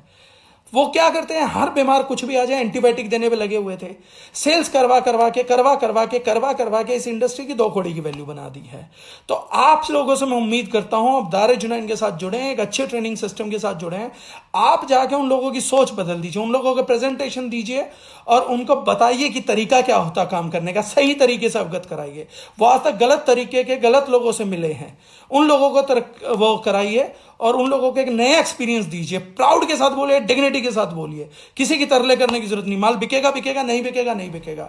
और जब माल में हमारे में दम है, क्यों नहीं दम है? आज हमारे माल को प्रमोट एम्स वाले कर रहे थे, कोरोना काल में हर डॉक्टर ने हल्दी प्रमोट किए, क्यों नहीं बिकेगा हमारा? जरूर बिकेगा। तो पूरी इज्जत के साथ, सम्मान के साथ अपनी बात रखिए। किसी को बताने जाए तो तर्क के साथ बात समझाइए, तरले करके मत समझाइए। मेरा दोस्त है, मेरा भाई है, मेरा जीजा है, मेरा साला है, खरीद ले। क्यों खरीद ले? हमारे पास प्रोडक्ट अच्छा है, दम है, रेट अच्छा है, तर्क दीजिए। हल्दी बेच रहे तो बताइए 5% कुरकुमिन की हल्दी नता कहीं नहीं मिलती, यूएसडी ऑर्गेनिक का सर्टिफिकेट है। ज्यादा कीड़ा है तो टेस्ट करवा ले, उसके बाद भी अगर कुछ होता है तो वो देखेंगे। उसके बाद भी जो भी चीजें कर रहे हैं उनके बाद बताइए कि कैसे सस्ती पड़ती है। अगर भैया हर किसी को 1/3 नहीं लगती, हर किसी को हाफ नहीं लगती, अगर 80% लोगों को 1/3 लग रही है, 10% लोगों को हाफ लग रही है, बाकी लोगों को सेम लग रही है, तो 10% लोगों का बजट बढ़ा के भी अगर हम समाज की सेवा कर पा रहे हैं तो ऐसी सेवा करनी चाहिए, ऐसी हल्दी घर घर में पहुंचनी चाहिए। तो आज तक जिन लोगों ने किया उन लोगों ने ट्रेनिंग और प्रोडक्ट और कंपनी गलत प्रमोट किया है, इसलिए लोगों का अनुभव गलत है। उस अनुभव को बदल डालिए और ये जिम्मेदारी हम ही उठाएंगे, दूसरा कोई नहीं उठाने वाला है। नरेश जी का कहना मैंने भी ट्रेनिंग अटेंड किया है, थैंक यू सक्सेना साहब। Kanaujia ji, I most valuable skill, thank you sir, good sir, thank